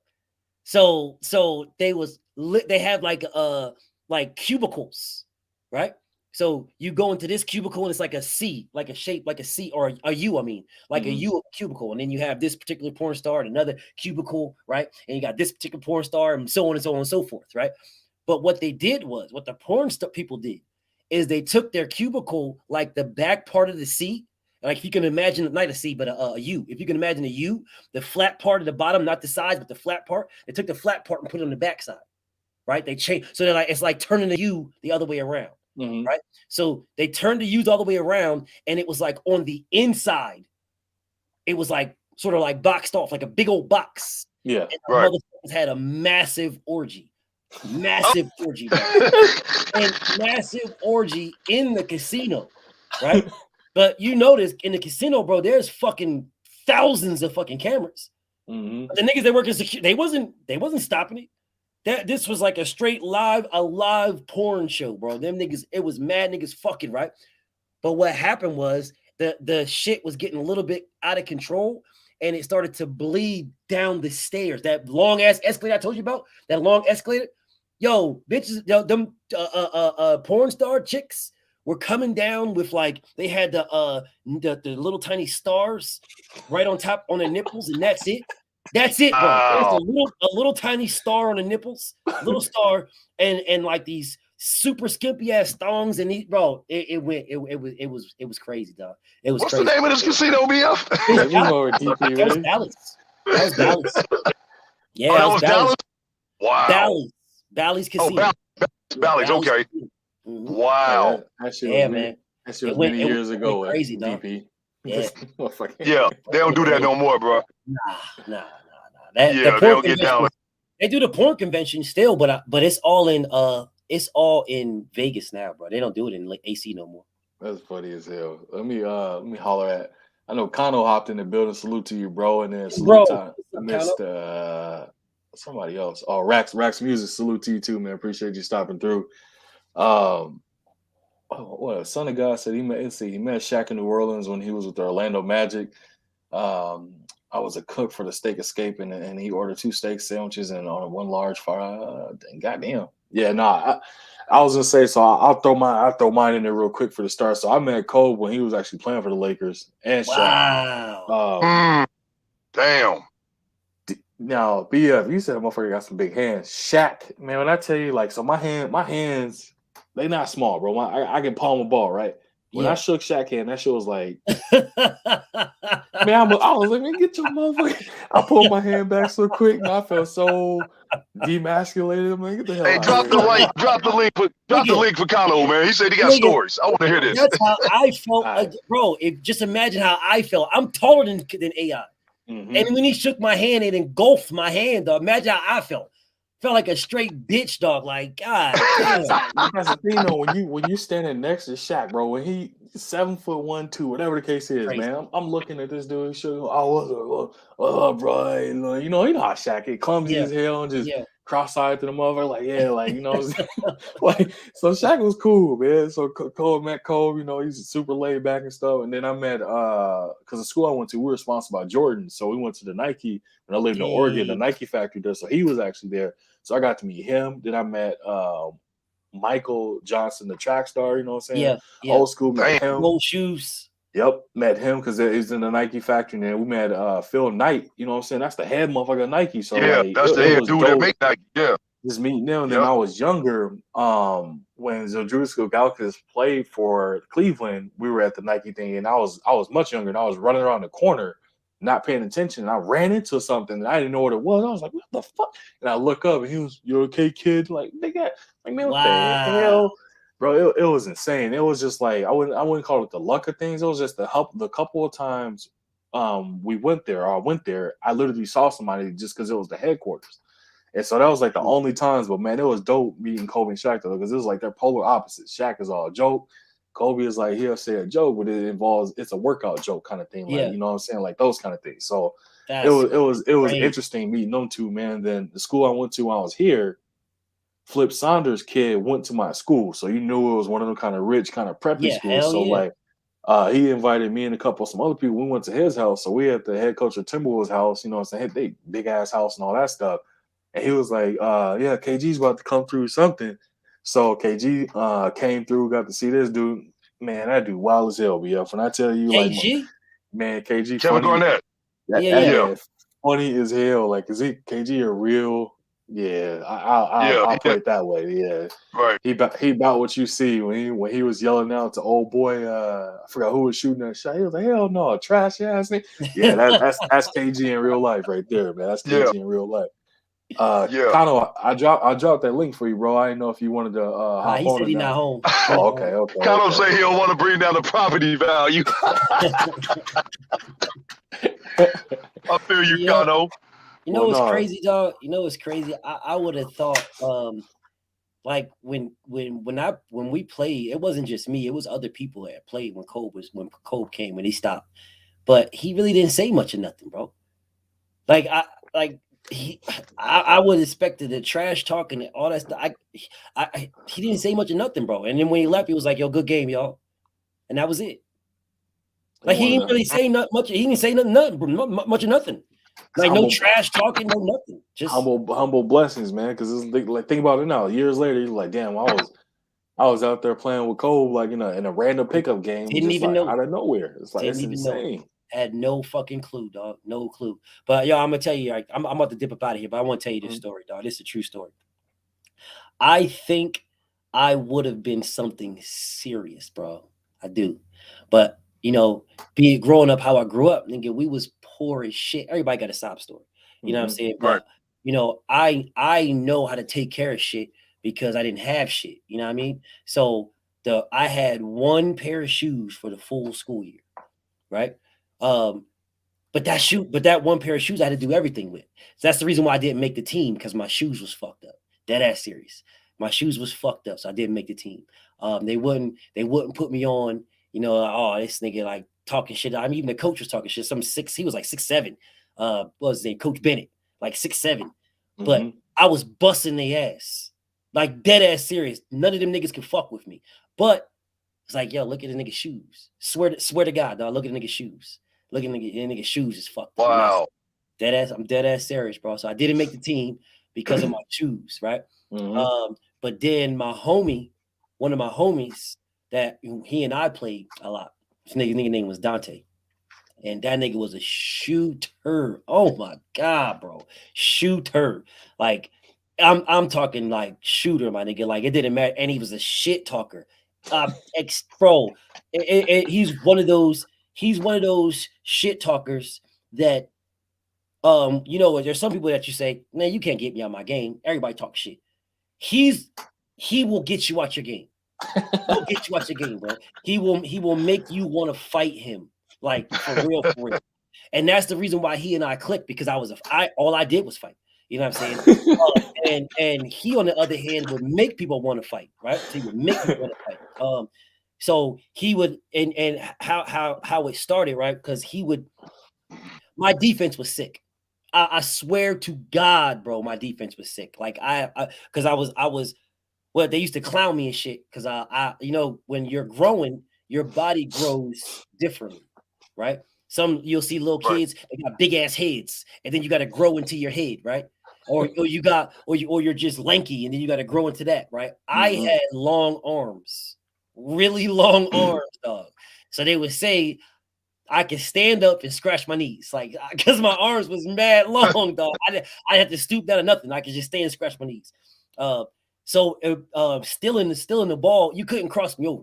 That was not happening because my arms was long as fuck. So I had a wide stance, right? And I could shift my feet fast. So I was always ripping ball and shit. And then I had really good, really fast twitch fibers. So the one thing about me, I will bite on pump fakes like a motherfucker. If you pump fake me, bro, if you pump fake me, I'm jumping through the ceiling. Oh, okay. That's how you get you. Twitch, nigga, I'm jumping through the ceiling. Twitch. But what I learned, right? Because niggas they would pump fake me, and I go flying way the fuck out the way and shit. But I learned on the pump fake, I started to tone myself down and not jump at them, but jump up. So I would jump up. I wouldn't jump up as hard as I could. I wouldn't jump up as hard as I could because they, they was beating my ass, bro, with that pump fake shit. So I would jump up, but then when I would land, they would pump fake me, right, and then try to go back up again, bro. When I tell you, you talk about dunks. I love blocking people's shit, bro. All them niggas on the team with Coach Bennett, where I didn't make it, nigga cut me because and nigga said it too because of my shoes. That's serious, bro. So anyway, the homie Dante, my homie Dante, right? He when he came down, he and I wore the same size shoes. You know what I'm saying? So we got cool, and then he let me wear his shit. He would wear one of his shoes and shit. And so he was shooting from like half court, dog. Like half court. That's no cap. Shooting from half court, talking shit. Oh, well, y'all niggas is pussy. Y'all niggas can't fuck with me. Y'all niggas is bitch. Y'all pussy. You know what I'm saying? Like, this is what he's telling these people. He don't even know these niggas. Like, y'all, like, oh yeah, well, bring that shit in here. I bet you won't bring that shit in here. He's like, don't worry about it. Shoot from half court. Net. I'm like, God damn. So niggas started to go out the half court. They started to move up the half court. And then when he go out there, he'd step into the bro. I swear to God, this nigga's he's got one of the nastiest long range shots I've ever seen in my life. And I look at the dude when I watch Steph play, and more like Clay, not Steph, but more like Clay. That's what reminds me of that nigga. But anyways, so the nigga, I had his shoes. I was wearing his shoes, and the Coach Bennett, like, they would have after school, they would have the practices and shit like that with the team, but then they would bring them in for intramurals to try to blend them in, to try to see like what person they could recruit for next year or whatever the case may be. Like, they play the starting five against anybody in the school. Niggas that were too shy or whatever the case may be to try out for the team, and they just won a ball, right? And that's how they was recruiting motherfuckers. Nigga, when I tell you man, I was throwing these niggas shit into the bleachers bro. Some of the things some of the blocks was not even blocks, bro. These niggas they was trying to do layups, and I catch their shit and I could just bring it down. I'm catching it and throwing it, bro. I'm launching shit, bro. I'm trying to volleyball spike because you embarrassed me, dog. You embarrassed me. You cut me from the team because of my shoes. So now I got some different shoes now. Right. So when that commercial came out, it's got to be the shoes. It hit me different, but what I'm saying? Yeah. I'm just saying, I'm volleyball spiking niggas. Shit. I'm getting the glass. Wow. I'm trying to embarrass niggas badly. And there was this white boy named Zeke, and he was a shooter too. And the nigga was like, he was always he kept after that intramural tryout, after the intramural game and shit. Zeke was like, man, I can't believe they cut you, dog. I can't believe they cut you. I was like, don't worry about it, because every time I play you niggas, I'm gonna beat y'all niggas ass, bro. I'm gonna beat the brakes off y'all every fucking time. And he tried to recruit me after that too. Tried to recruit me back for the game. I was like, I don't want to play. Yeah. Wow. True story, That's bro. crazy, bro. True The story. legend of BFTB. That's crazy, bro. True story. So LeBron got them chase down blocks from BF, man. Shit. I see that. Yeah, right. Yeah. Mine was just disrespect, dog. I just wanted disrespect. That's all I wanted was disrespect. I wanted to get my licks back, dog. That's it. Yeah, that pump fake a motherfucker though. I used to pump fake too. You know, watch him go right past you, then you just go right up with it. That was me. I'm going right past you, dog. I'm going to the ceiling. But you got covered too, BF. You know what I'm saying? Because sometimes you could pump fake somebody and then come right back into the shot when they going up and swat they shit from behind. That was me. My twitch fibers, dog. That's why I started to go straight up and not jump all the way, because they pump fake me, and I would go up a little bit, and I land back down, and they coming back up, and I was just get this shit the fuck out of here. I'm yelling in their face and everything, bro. And that's serious, bro. All dead ass serious. I can't. Hey, A1, bro. Where was the dopest place you ever played at? Man. For we're talking indoor or outdoor? Anything, just in general. I would have to say the dopest spot where it was like jumping the most. Man, I'll go Portland, and I'll go Minnesota. So in Portland, they have it's called Peninsula Park, right? Mm-hmm. And it's by their Rose Garden, which is like one of the main things that people kind of go there to see. And it's like their whole little thing they have set, right? So there we put together, like me, a bunch of my cousins and friends, neighborhood, how it can. We literally created almost like a block party, kind of a tournament of event where it was a 2-on-2, 3-on-3, and 5-on-5. So we set up this whole thing. Me and my cousin won the 2-on-2 tournament, and then we played a 5-on-5 there. We won that tournament there. That was 2. So that was dope because you had literally a whole entire park and neighborhood came together for an event. Damn. And nothing bad happened. Like there was nothing crazy. Damn. And so like it was so much fun, bro. So much fun. And then in Minnesota, we kind of did the exact same thing in South Minneapolis, ran like a little, I can't remember the name of the park, but we ran like a little tournament there too, but we put money on the line with that one. And we won that one. It was so much fun, man, because it was like you had people from everywhere coming to like hoop to do it. And it was like people showing up that you wouldn't even expect to be there to hoop. And then there was I remember this because it was like this one was downtown Minneapolis at Lauren Park, which is like one of the places in Minnesota where people were saying, if you're really trying to go hoop, this is a area where you want to go to and this is where you want to be at. So we went there and got some runs there. And it was fun because it was a different experience for me because I didn't get to hoop like in a downtown environment where you have that, like, you know what I'm saying, cars going by, you got a high influx of people that's walking by, either walking their dogs, and then you got all your hood hoopers that can hoop. Probably better than people that's in college D1 players, but they ain't going because of their situations or whatever. So you dealing with all kind of different dynamics and situations like that. So for me, that's the 2 places for outdoor for me that I got the hoop at that I enjoyed and loved, man. That shit sounds amazing, bro. It was so much fun for outdoor ball, man. Because it's like outdoor ball ain't nothing like it when you show up to a park and you got people that they talking shit, but it's all basketball and it's good quality basketball. You know where you show up where it's gonna be you coming to hoop. Yeah. But then you might have to, you know what I'm saying, pop a trunk. You might have to square up with somebody if you you know what I'm saying, if you dunk on somebody or you beating their team too bad, whatever the case may be. Certain people don't want to take L's. They don't know how to take a L. You know what I'm saying? They don't know it's a game where you can run it back, you know what I'm saying, next series kind of thing. So it's been in them situations where it's like, you know what I'm saying, oh, we beat them, but then it's like you got to keep your eye on them too.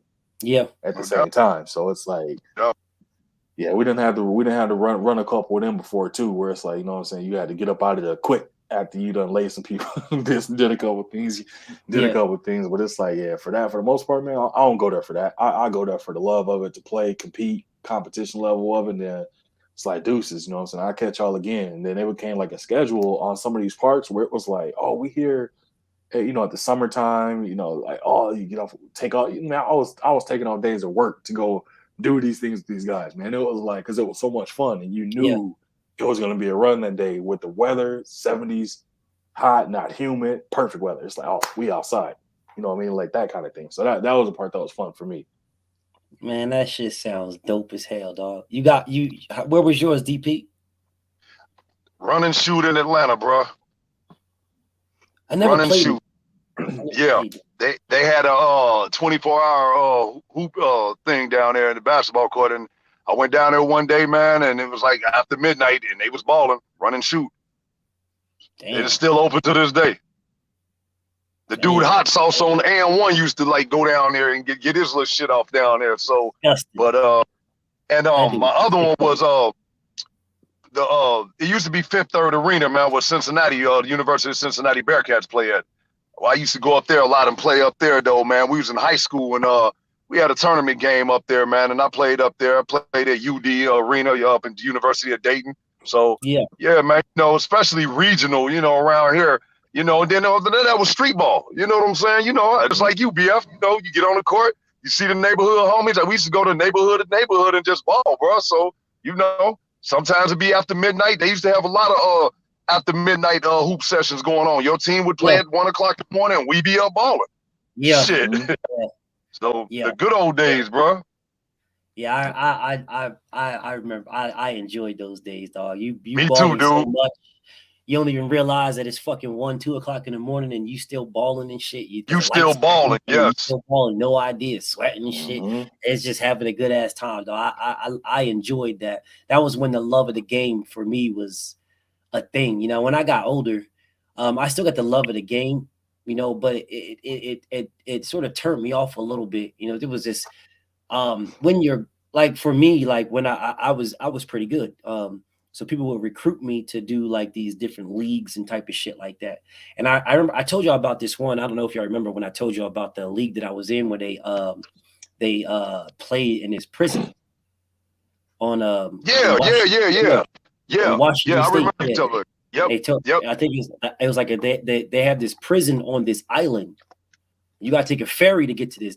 And of course, they always got home court advantage. They can't go nowhere now. That's their court.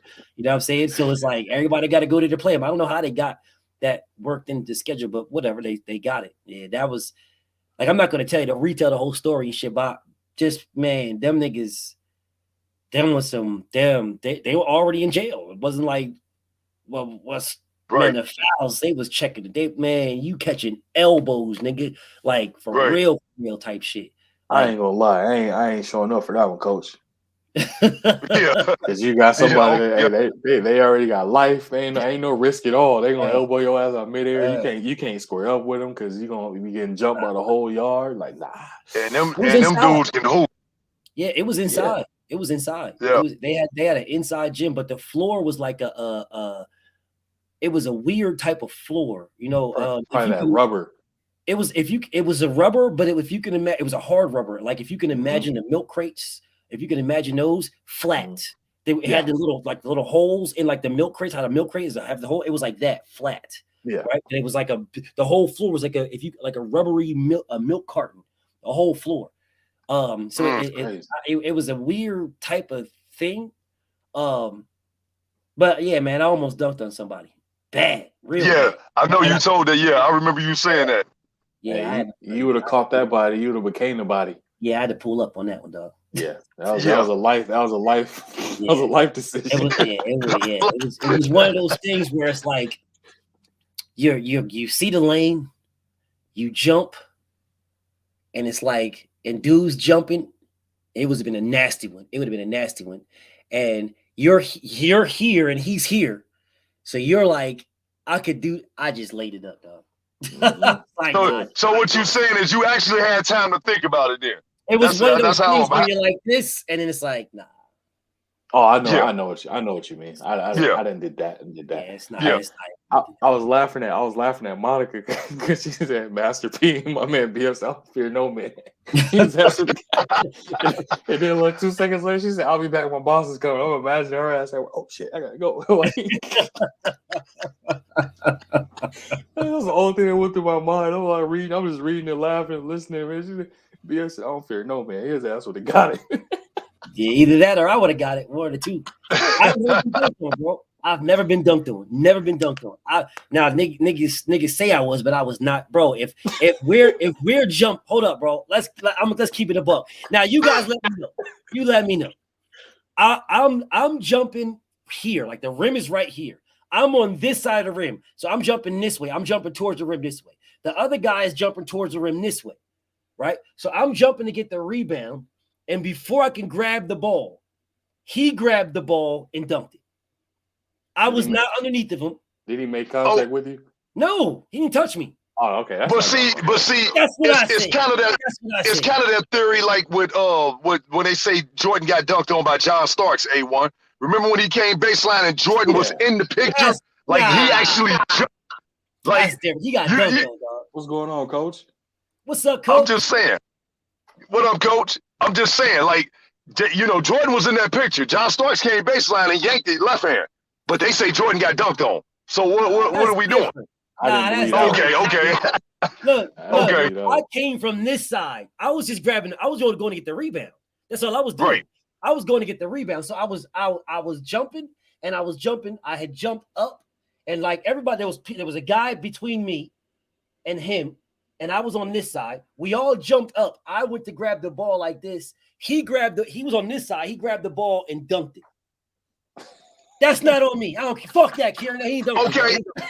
When we was stop it through. You had to make body like you had to make body contact to get dunked on. So no, you didn't get dunked on. You didn't get dunked on. So you didn't get dunked on. That's my story. I'm sticking to it. I did not get dunked on, bro. To piggyback off BF, I had a situation like that, but it wasn't me getting the rebound. I took that motherfucker made sure I made body contact, and it was nasty. Like I made sure I made contact. It was almost like I wanted to pull that motherfucker here and knock him down at the same time. But no, I ain't never got dunked on. I ain't never even come to the situation where it was like something like that. I think I made smart business decisions on some things, and other things it was like I just timed it right, man. Like I did what I had to do. I had a teammate get a rebound out of my hands and dunk. Like, does that count? Like, but because he just grabbed. I got the rebound. He took it out of my hands, and dunked it. Oh, that's a poster for sure. You can get teammate posters. Your ass got dunked on. Okay, all right. So I got dunked on, but it was. Get the rebound, right? I'm thinking I get the rebound. My boy said, I'm going to take it from you. I'm like, okay, I'll take that. I got dunked on, but yeah, I had that happen, though. But he's 6'6", 6'7". I'm 6'2". Yeah, I was 6'2". The nigga that dunked, he was like 6'4", 6'5". DP, what the hell your little ass doing down there trying to do that? Like, you in the way, nah, bro. Man, because the rebound, like, okay, but then my homeboy come behind me and say, and he caught it off a bounce too, Emmanuel. So the ball, bang, bang, all in one motion. I'm in the air, get the ball. He snatched the ball from me and dunked back in. I said, all right, whatever. It is what it is. But yeah. You should have squared up with him after the game, bro. Like, next time out, we got to go to the locker room, bro. Ain't no way you finna get away with that, man. Dude was 6'6", man. He had a vertical entry. I'm like, all right, bro. I'm 17. I'm like, all right, bro, you go ahead. I understand. He's the star. I'm trying to be the star. But actually, That's my story. I'm sticking to it. I ain't get dunked on, dog. Didn't happen. That nigga was over here. I was over there. And he grabbed we was both grabbing for the ball, and he grabbed it from this side. Now, the nigga that was in between us, he got dunked on. I didn't get dunked on. I just jumped.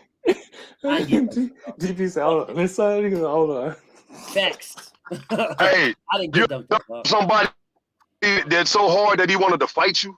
Now, I did that. Like, I dunked on a dude he wanted to fight. Literally. Yeah, he literally wanted to fight me.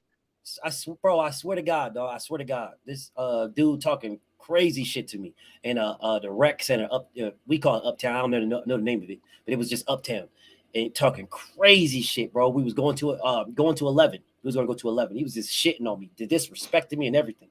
I'm just like, all right, listen, bro. If I score a point that's other than a dunk, it don't count. I swear to God, I dunked him 11 times. I swear to God, I dunked him 11 times. Swear to God, bro.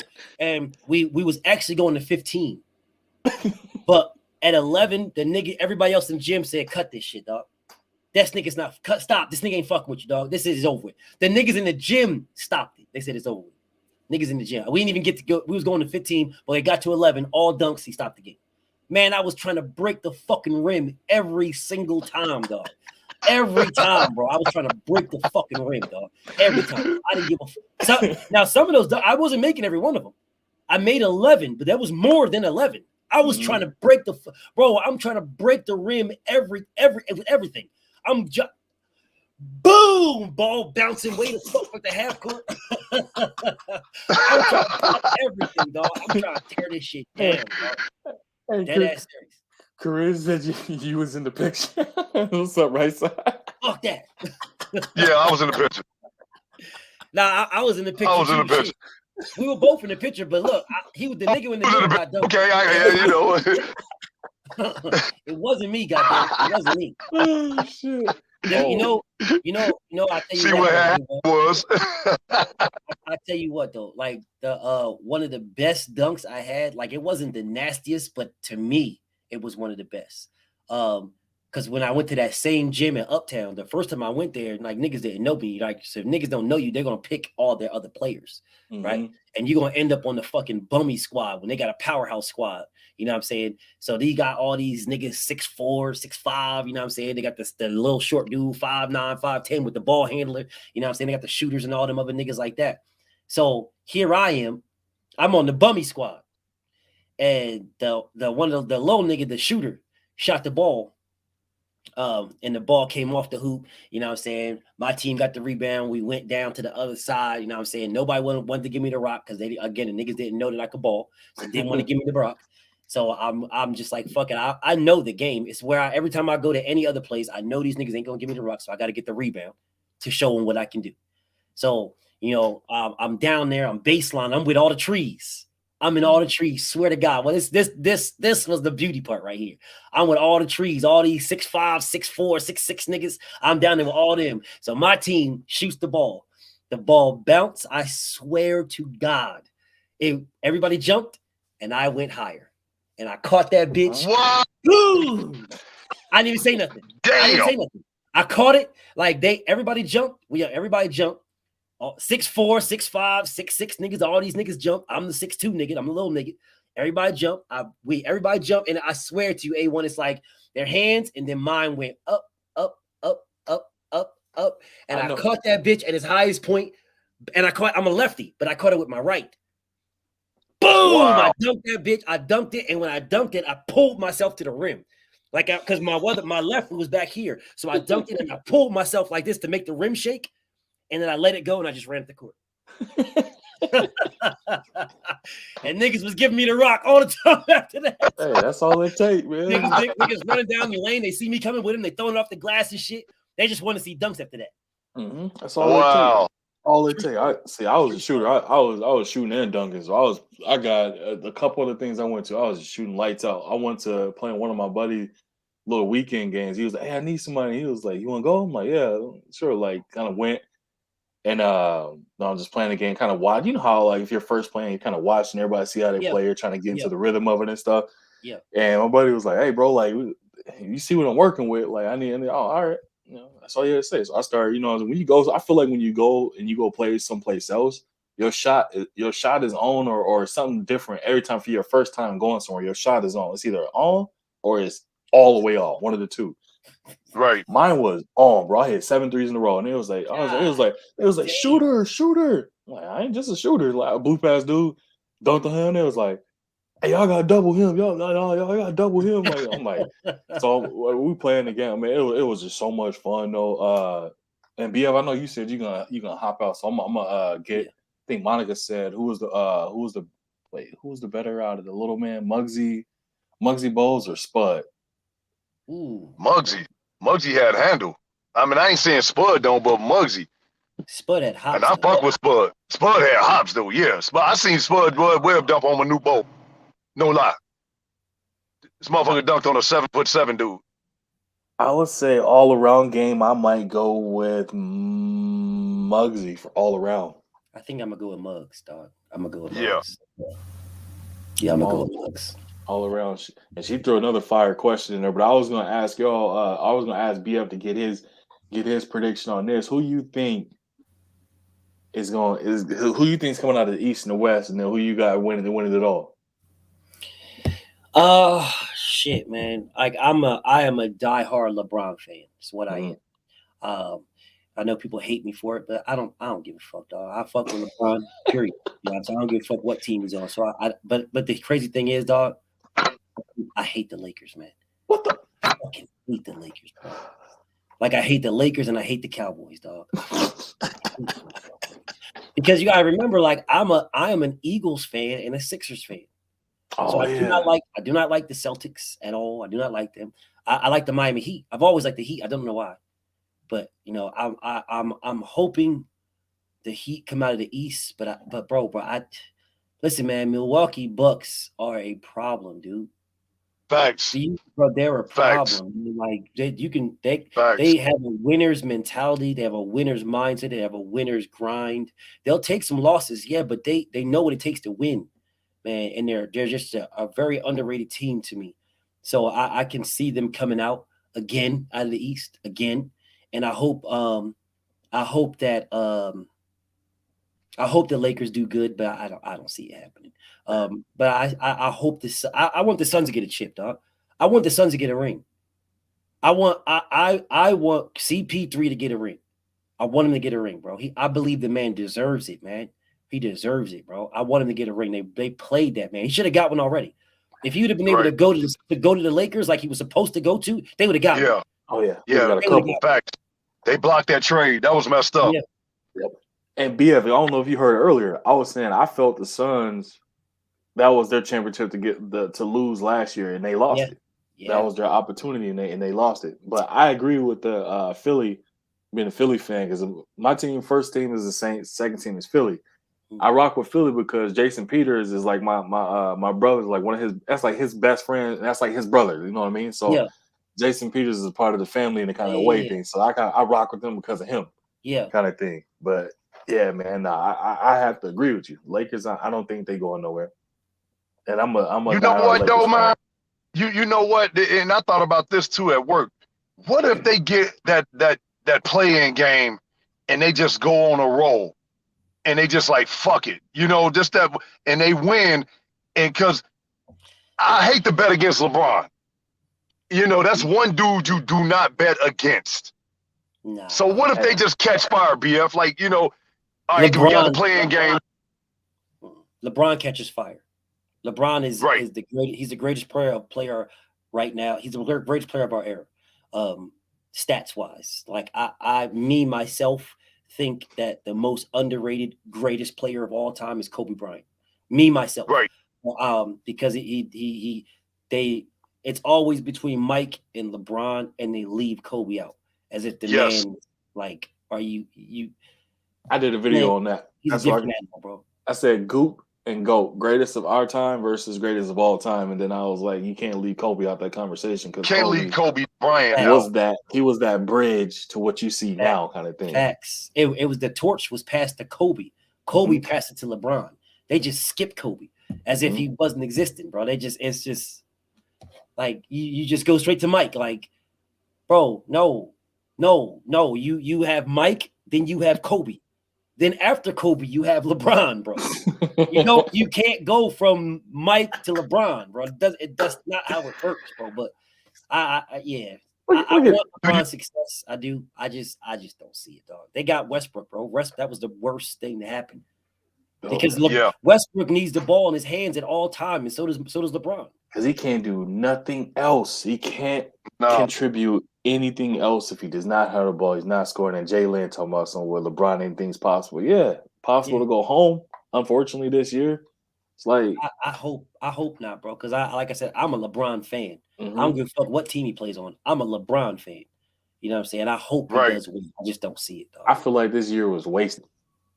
I do too. It was. Everything he's doing was absolutely wasted by the fact that the team they have, the talent they have there, it just got wasted. And it was like, if that was the case, I would have just rather him sit on the show and remain extremely healthy so he can come in being as fresh as he can next year for my squad. Yeah, I'm with it too, dog. But he's got the mentality that if he can play, he's going to play. Yeah, you know, and that's I hate that, and then I love it at the same time. Russell Westbrook should not have went there.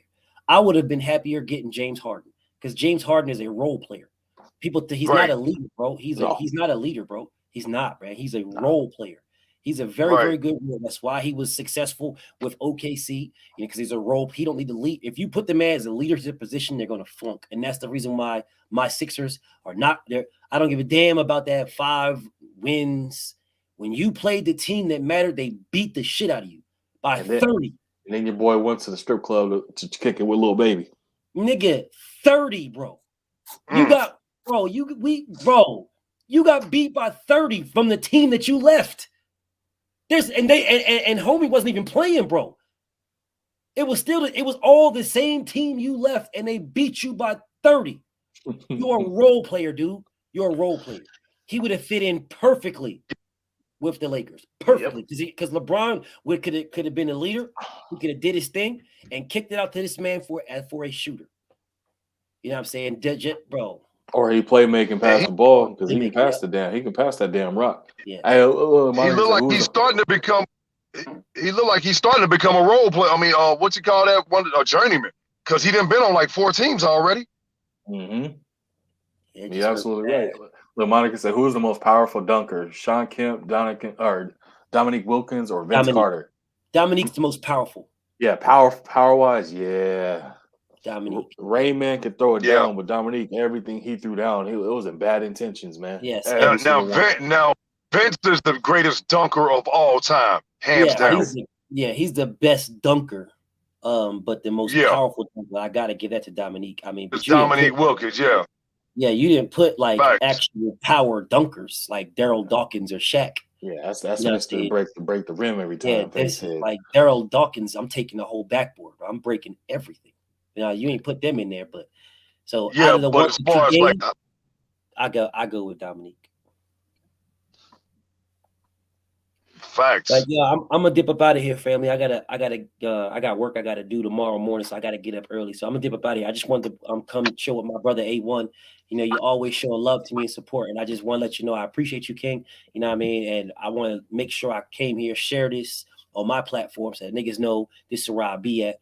Hopefully some niggas that rock with me came here to rock out with us.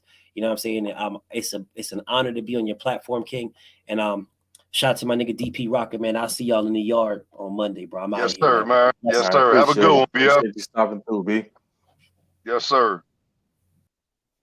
Yeah, man. Hey, I want to say thank you, brother, for letting me come up, man. And I didn't know I was the first guest, man. I feel honored, bro. Thank you. Thank you. Yeah, of course, man. Anytime. I was gonna say I gotta try and get myself a little schedule down and going, but I figured, man, jumping on these lives, and I don't want to do it sporadic, but just getting a schedule out there so we know, I think is good, man. But I'll be on the listening to everybody else, you know what I'm saying, hopping in their channels, because it's like you always getting good content, good conversations. And it's funny because the chats be lit, man, because you have so many different perspectives, and you got people that's talking about it's boxing and they keeping it within that square circle, or if it's basketball, you know what I'm saying, they keeping it within the lines. If it's football, they're keeping it within the field. So it's like those conversations, you get to enjoy them conversations and do that. And that's why on T's, I hop on T's show randomly every now and then because I be listening. It just be fun conversations, man, because it's like all of us need that outlet to be able to joke, you know what I'm saying, or get that off your chest, talking to sport here and there and stuff. And I think I even started doing YouTube or talking about sports or basketball. I was tired of talking my damn wife ear off about this stuff, man. She don't care about hearing about no damn pick and rolls and it's me screaming she tired of hearing me talk her ear off. So I was like, you know what? I think I'm gonna start you. Yeah, go for it. Like my wife, my biggest supporter, so she was telling me, go for it, do it. If that's your passion, I see you love sports. So she helped push me into it, man. So I was like, it's easy for me to talk about it because I love sports, man. I love basketball, football, track. I don't know much about hockey. I just like seeing the fights. Baseball, I'll watch the home run derby. Soccer, I don't know much about it, but I'll watch the World Cup. So like things like that, man. So it's like I just enjoy being able to kind of have that sports talk and hearing difference of opinion. And I've always told everybody, if I disagree, I'm gonna be respectful about it because I can see right down the middle and respect that, we have a difference of opinion on things. You know what I mean? Because some people, if you have a difference of opinion, all of a sudden they don't want to hear what you got to say. They're not respectful. They don't get why you don't see their perspective. They don't get why you don't agree with them. And it's like that's the beauty about it, is we're not all meant to agree. If we agree on every single topic and every single thing, somebody not being real about what it is they're saying. So it's like, to be able to kind of, you know what I'm saying, like have a back and forth with anybody about it, and at the end of the day come back, full circle back around, and be able to agree on some other stuff is something I enjoy to do. Absolutely. And hey, like I told you, man, anytime you live and I got time, brother, drop the link, man. Like we could cook, man. I don't mind. I love, Hmm. I like talking about basketball, man. Like I said, I mean, I grew up around it. I Hmm. mean, I still watch it to this day. You know what I'm saying? So it's like one of them things, we could chop it up, man. But I do want you to watch that Lakers series, man. I want to talk to you about that. The one on Oh, HBO, the winning for time. sure. For sure. I'll definitely Yeah. watch it, because you know me, Yeah, the first episode already out. I like being a historian and knowing some things if I didn't know. It's like I'm only 34, but it's like I wouldn't say an old soul. It's just I grew up fast, so it made me mature and get older quicker. And so, like, for a lot of these Right. things, I literally like to go back and look at older things, because, man, life repeats itself over and over and over. Like Yes, it does. I was talking to my wife about, I said, you look back and what is it, the either 90s or let's say 80s, 90s, right? You see all these people wearing certain type of clothes. Guess what, come full circle and people are wearing that now. Instead of calling it retro, they're just like, man, that's a classic look. And then now it's Right. just like many years, same thing gonna go by. The whole skinny jeans and all that kind of stuff that faded out, that's gonna be back. It's like the same thing with Jordans. The same Jordans come out every single year, same exact time. They switch the emblem color or color here or a shoelace or something like that, but it's the exact same shoe, and people still buy it. So it's like it's the same thing with history. History repeats itself over and over in different ways all the time. So it's like I might as well go back and see what's trending, what's coming up, what's going to be this, so then the way you're prepared for it. But I took, like, my wife be laughing at me because I kind of dress the same however I dress. I'm like, man, I ride my own wave, and I don't follow anything. I do what makes me happy in a way where it's like respect. But I just do me. In other words, like, it's like I stick to who I am, grounded, and this is what I want to do, and this is how I want to do it. And hopefully people can respect that and rock with it. Like that's how I kind of treat everybody the same way with that. Hey, brother, yeah, man, you doing the right thing, man. Follow your heart, brother. You know what I'm Hmm. saying? If this is what you want to do, man, and you know, and just have an open dialogue about whatever. I mean, hey, I love it, man. You giving me an outlet to be able to tell, some stories about, the old 80s, the 70s, the 90s basketball, man. You know what I'm saying? That's stuff you probably already know, man. But just to get to revisit it Hmm. again, you know what I'm saying? That's kind of like, wow, I forgot about that dude, or I forgot about this series or whatever. So, yeah, man, I love it, bro. You giving me an outlet. I couldn't wait till you got this thing up and running, man. I was telling you in them Blue Blood chat, bruh, holla at me, holla at me. I'm glad you got it up and running now. Real talk. No, I'm super happy, man. Thank you for like I said, pushing and doing, man. Yeah, you definitely was telling me. Then Monica said she got to head back to work. I bought 5 people in today. Hey, I appreciate it, Monica. Thank you for bringing in some individuals and introducing them to the channel. Definitely do Yes, appreciate it. ma'am. Miss But Monica. absolute DP, I remember, man, because we was in the chat, dude. We was on Blue Show. We talking about boxing and talking about basketball at the same time. So it's like Uh, being able to kind of have a show where you able to kind of reminisce and share them stories, man, because there's always people out there that want to hear those kind of stories, or hear like, oh dang, I didn't know that. You know what I mean? Walk away from it, from a conversation of knowing, like, I learned something new, or that was entertaining. I want to be back for more, kind of thing. man, I'm telling you, like I said earlier, bruh, and I'll be 48 in November, and I'm Mhm. a old head. I remember watching the Celtics and the Lakers Christmas Day on CBS with the music, da, da, da, da, da, da, da, da, that shit, that old shit, and you got Matt Johnson and Larry Bird, man, and then 2 seconds left, Magic come across the lane and hit with the junior sky hook, man, and I Mhm. remember watching them games, man. I mean, just to see all of that now to where we at, man, 30-something years later, man, it's beautiful. The NBA was Mhm. dead before Magic and Larry got into the league. They used to run it on replay. Like Oh they would yeah. run NBA finals on replays. I remember that. Imagine that, Just looking back. you know. So I mean, yeah, man, yeah, brother. It's it's a beautiful sport, man. And to see where we at now, man, and it's gonna get better. You know, it's gonna get better, Mhm. bro. It's gonna get better. I agree 1,000%. Remember how they went from them tiny shorts back in Magic in them days to kind of Oh boy, baggier, and then they got real baggy, and all of a sudden it went back to like more than now. It's like they going small because that's the trendy thing to do. So it's like, man, it's literally repeating itself. You got people wearing shorts where you can see they dang what is they compression shorts under and stuff. I'm like, I don't know what the hell yeah, y'all want to play out here playing ball in Daisy Dukes, but go for it, man. yeah, yeah, man. I And remember man, when they first, when the shorts got longer, and Jordan was one of the first ones who actually came out with it. That new look, with the mhm, shorts up under his regular shorts, and everybody else just took suit, man, and mhm. followed it and everything. But yeah, I remember the coochie cutters, man. That's what we used to call them back in the day, bro. Oh The yeah, nut I huggers. know. With Yep, the that's Isaiah Thomas. Remember John Stockton be wearing them tight ass coochie cutter shorts. man. That man was out there in whitey tighties. Them wasn't even. He just painted them things, man. I don't know how the hell. Oh, you have a yeast infection. Your nuts gonna fall off. All Man, kind of stuff.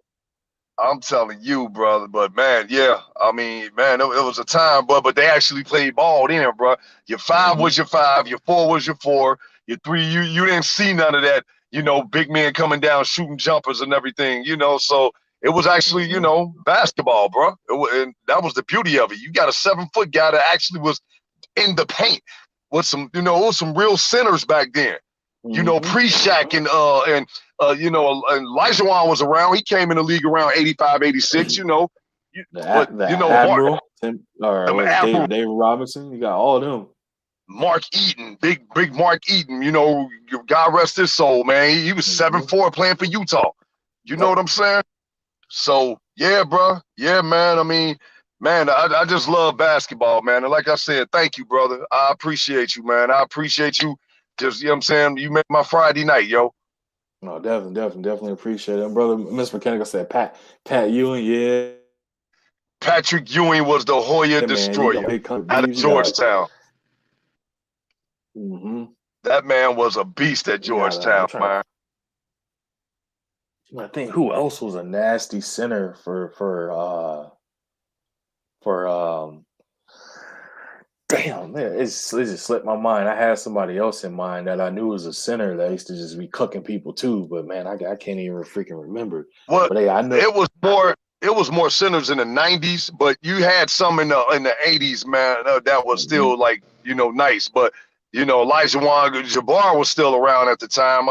Robert Parrish, he was still around, you know.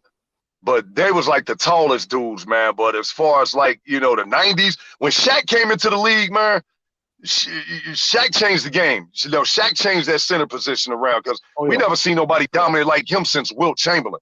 You know what I'm yeah, saying? I yeah. mean, I've personally never seen Wilt, but Shaq was just like, and he brought hip hop to the NBA. He Yep, was that dude. He was that absolutely, guy. absolutely. Because it was Shaq went from being nimble and powerful to just straight physically imposing and dominant. My God, man. 7 to Like, 1 and can run up and down the court. And I'm telling you, man, I seen him at LSU. I seen him at LSU, dog. Like Shaq was on a different level.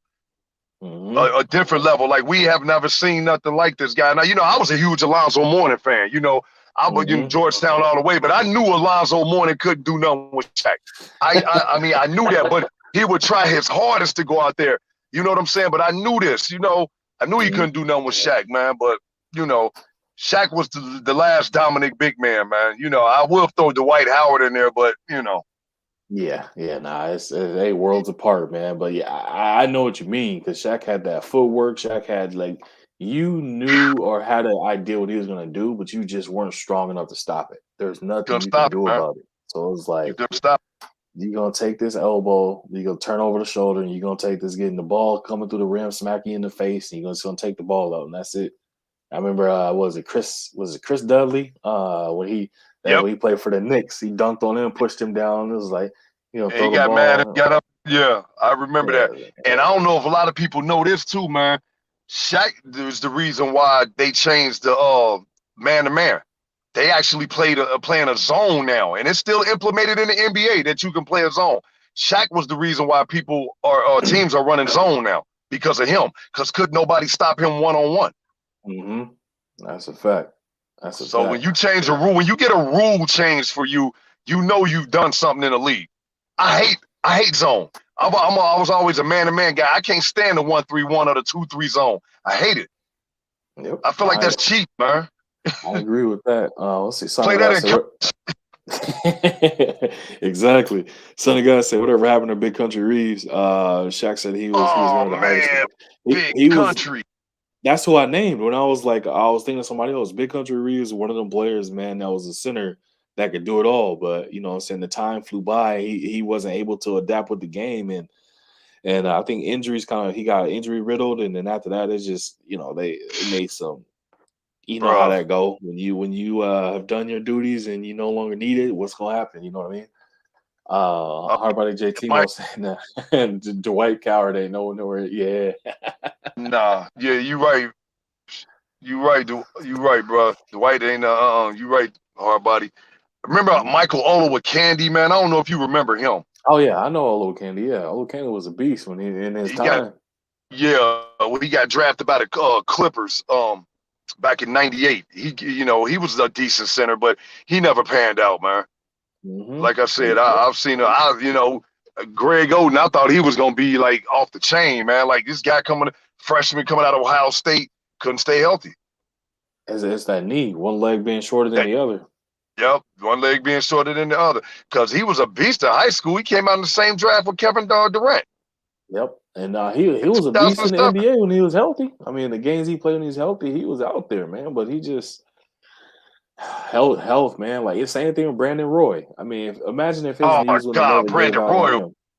Oh my goodness, I used to love Brandon Roy, dog. Brandon Roy was a man. I'm telling you, he was Dame Lillard before Dame Lillard for real. Mm-hmm. Yeah, Brandon I Roy remember was Brandon Roy. that boy was a killer, man. And it's just again he got all the injuries and everything, so it sucked, man. That was the only thing I can say is I wish he would have been able to stay healthy and not ran into those kind of issues, man, because he would have definitely made a huge difference. But it's unfortunate it just wasn't in the cards for him. But yeah, I think my wife she just hit me with it's time to wrap it Yes, wrap it sir, up, man. bro. I'm gonna get on here too. I gotta probably go ahead and answer to my wife too. I'm gonna blame it on you. I'm gonna say, look, man, my dude wanted me to do a show with him. Oh I'm yeah, sorry. yeah. Oh yeah. She say you the first one too. She'll be Yeah, all right. yeah, she'll be all right. I'm taking her to see New Edition and Jodeci tomorrow, so she better be all right. Oh man, y'all And about to all six of them reminisce. gonna be on stage together. All six of them. Y'all about to Ronnie, reminisce. Ricky, Mike, Johnny, and Ralph. Yeah, I said it. KC, JoJo, and Devontae. Yes, Man, that oh show gonna man. be live. I'm excited, brother. But hey, man, thank you, man. Much love, dog. You know when I see you, drop the link. We gonna cook. Of course. No, I appreciate you stopping through, DP. I definitely appreciate it, man. You coming on and being the first guest. My brother BF slide through too, and definitely kept it going because I wasn't even planning to go that long. I was planning maybe do like an hour and a half, but conversation and topics was too good, man. So it was like, nah, let's keep this thing going. I think that was why Hey, it was entertaining because I think she watching too. So if it wasn't entertaining, I would have got that you know what I'm saying, get that hook. All right, man. no doubt. No doubt, man. Much love to Mr. A1. Tell her we sorry, man. She could be, she could beat us up. I will do, brother. Well, I appreciate you, man. I appreciate everybody that stopped in and showed some love to the channel. If you're new, make sure you like and comment and subscribe to the channel. Hit that bell icon so you can get all the notifications when I drop a video go live.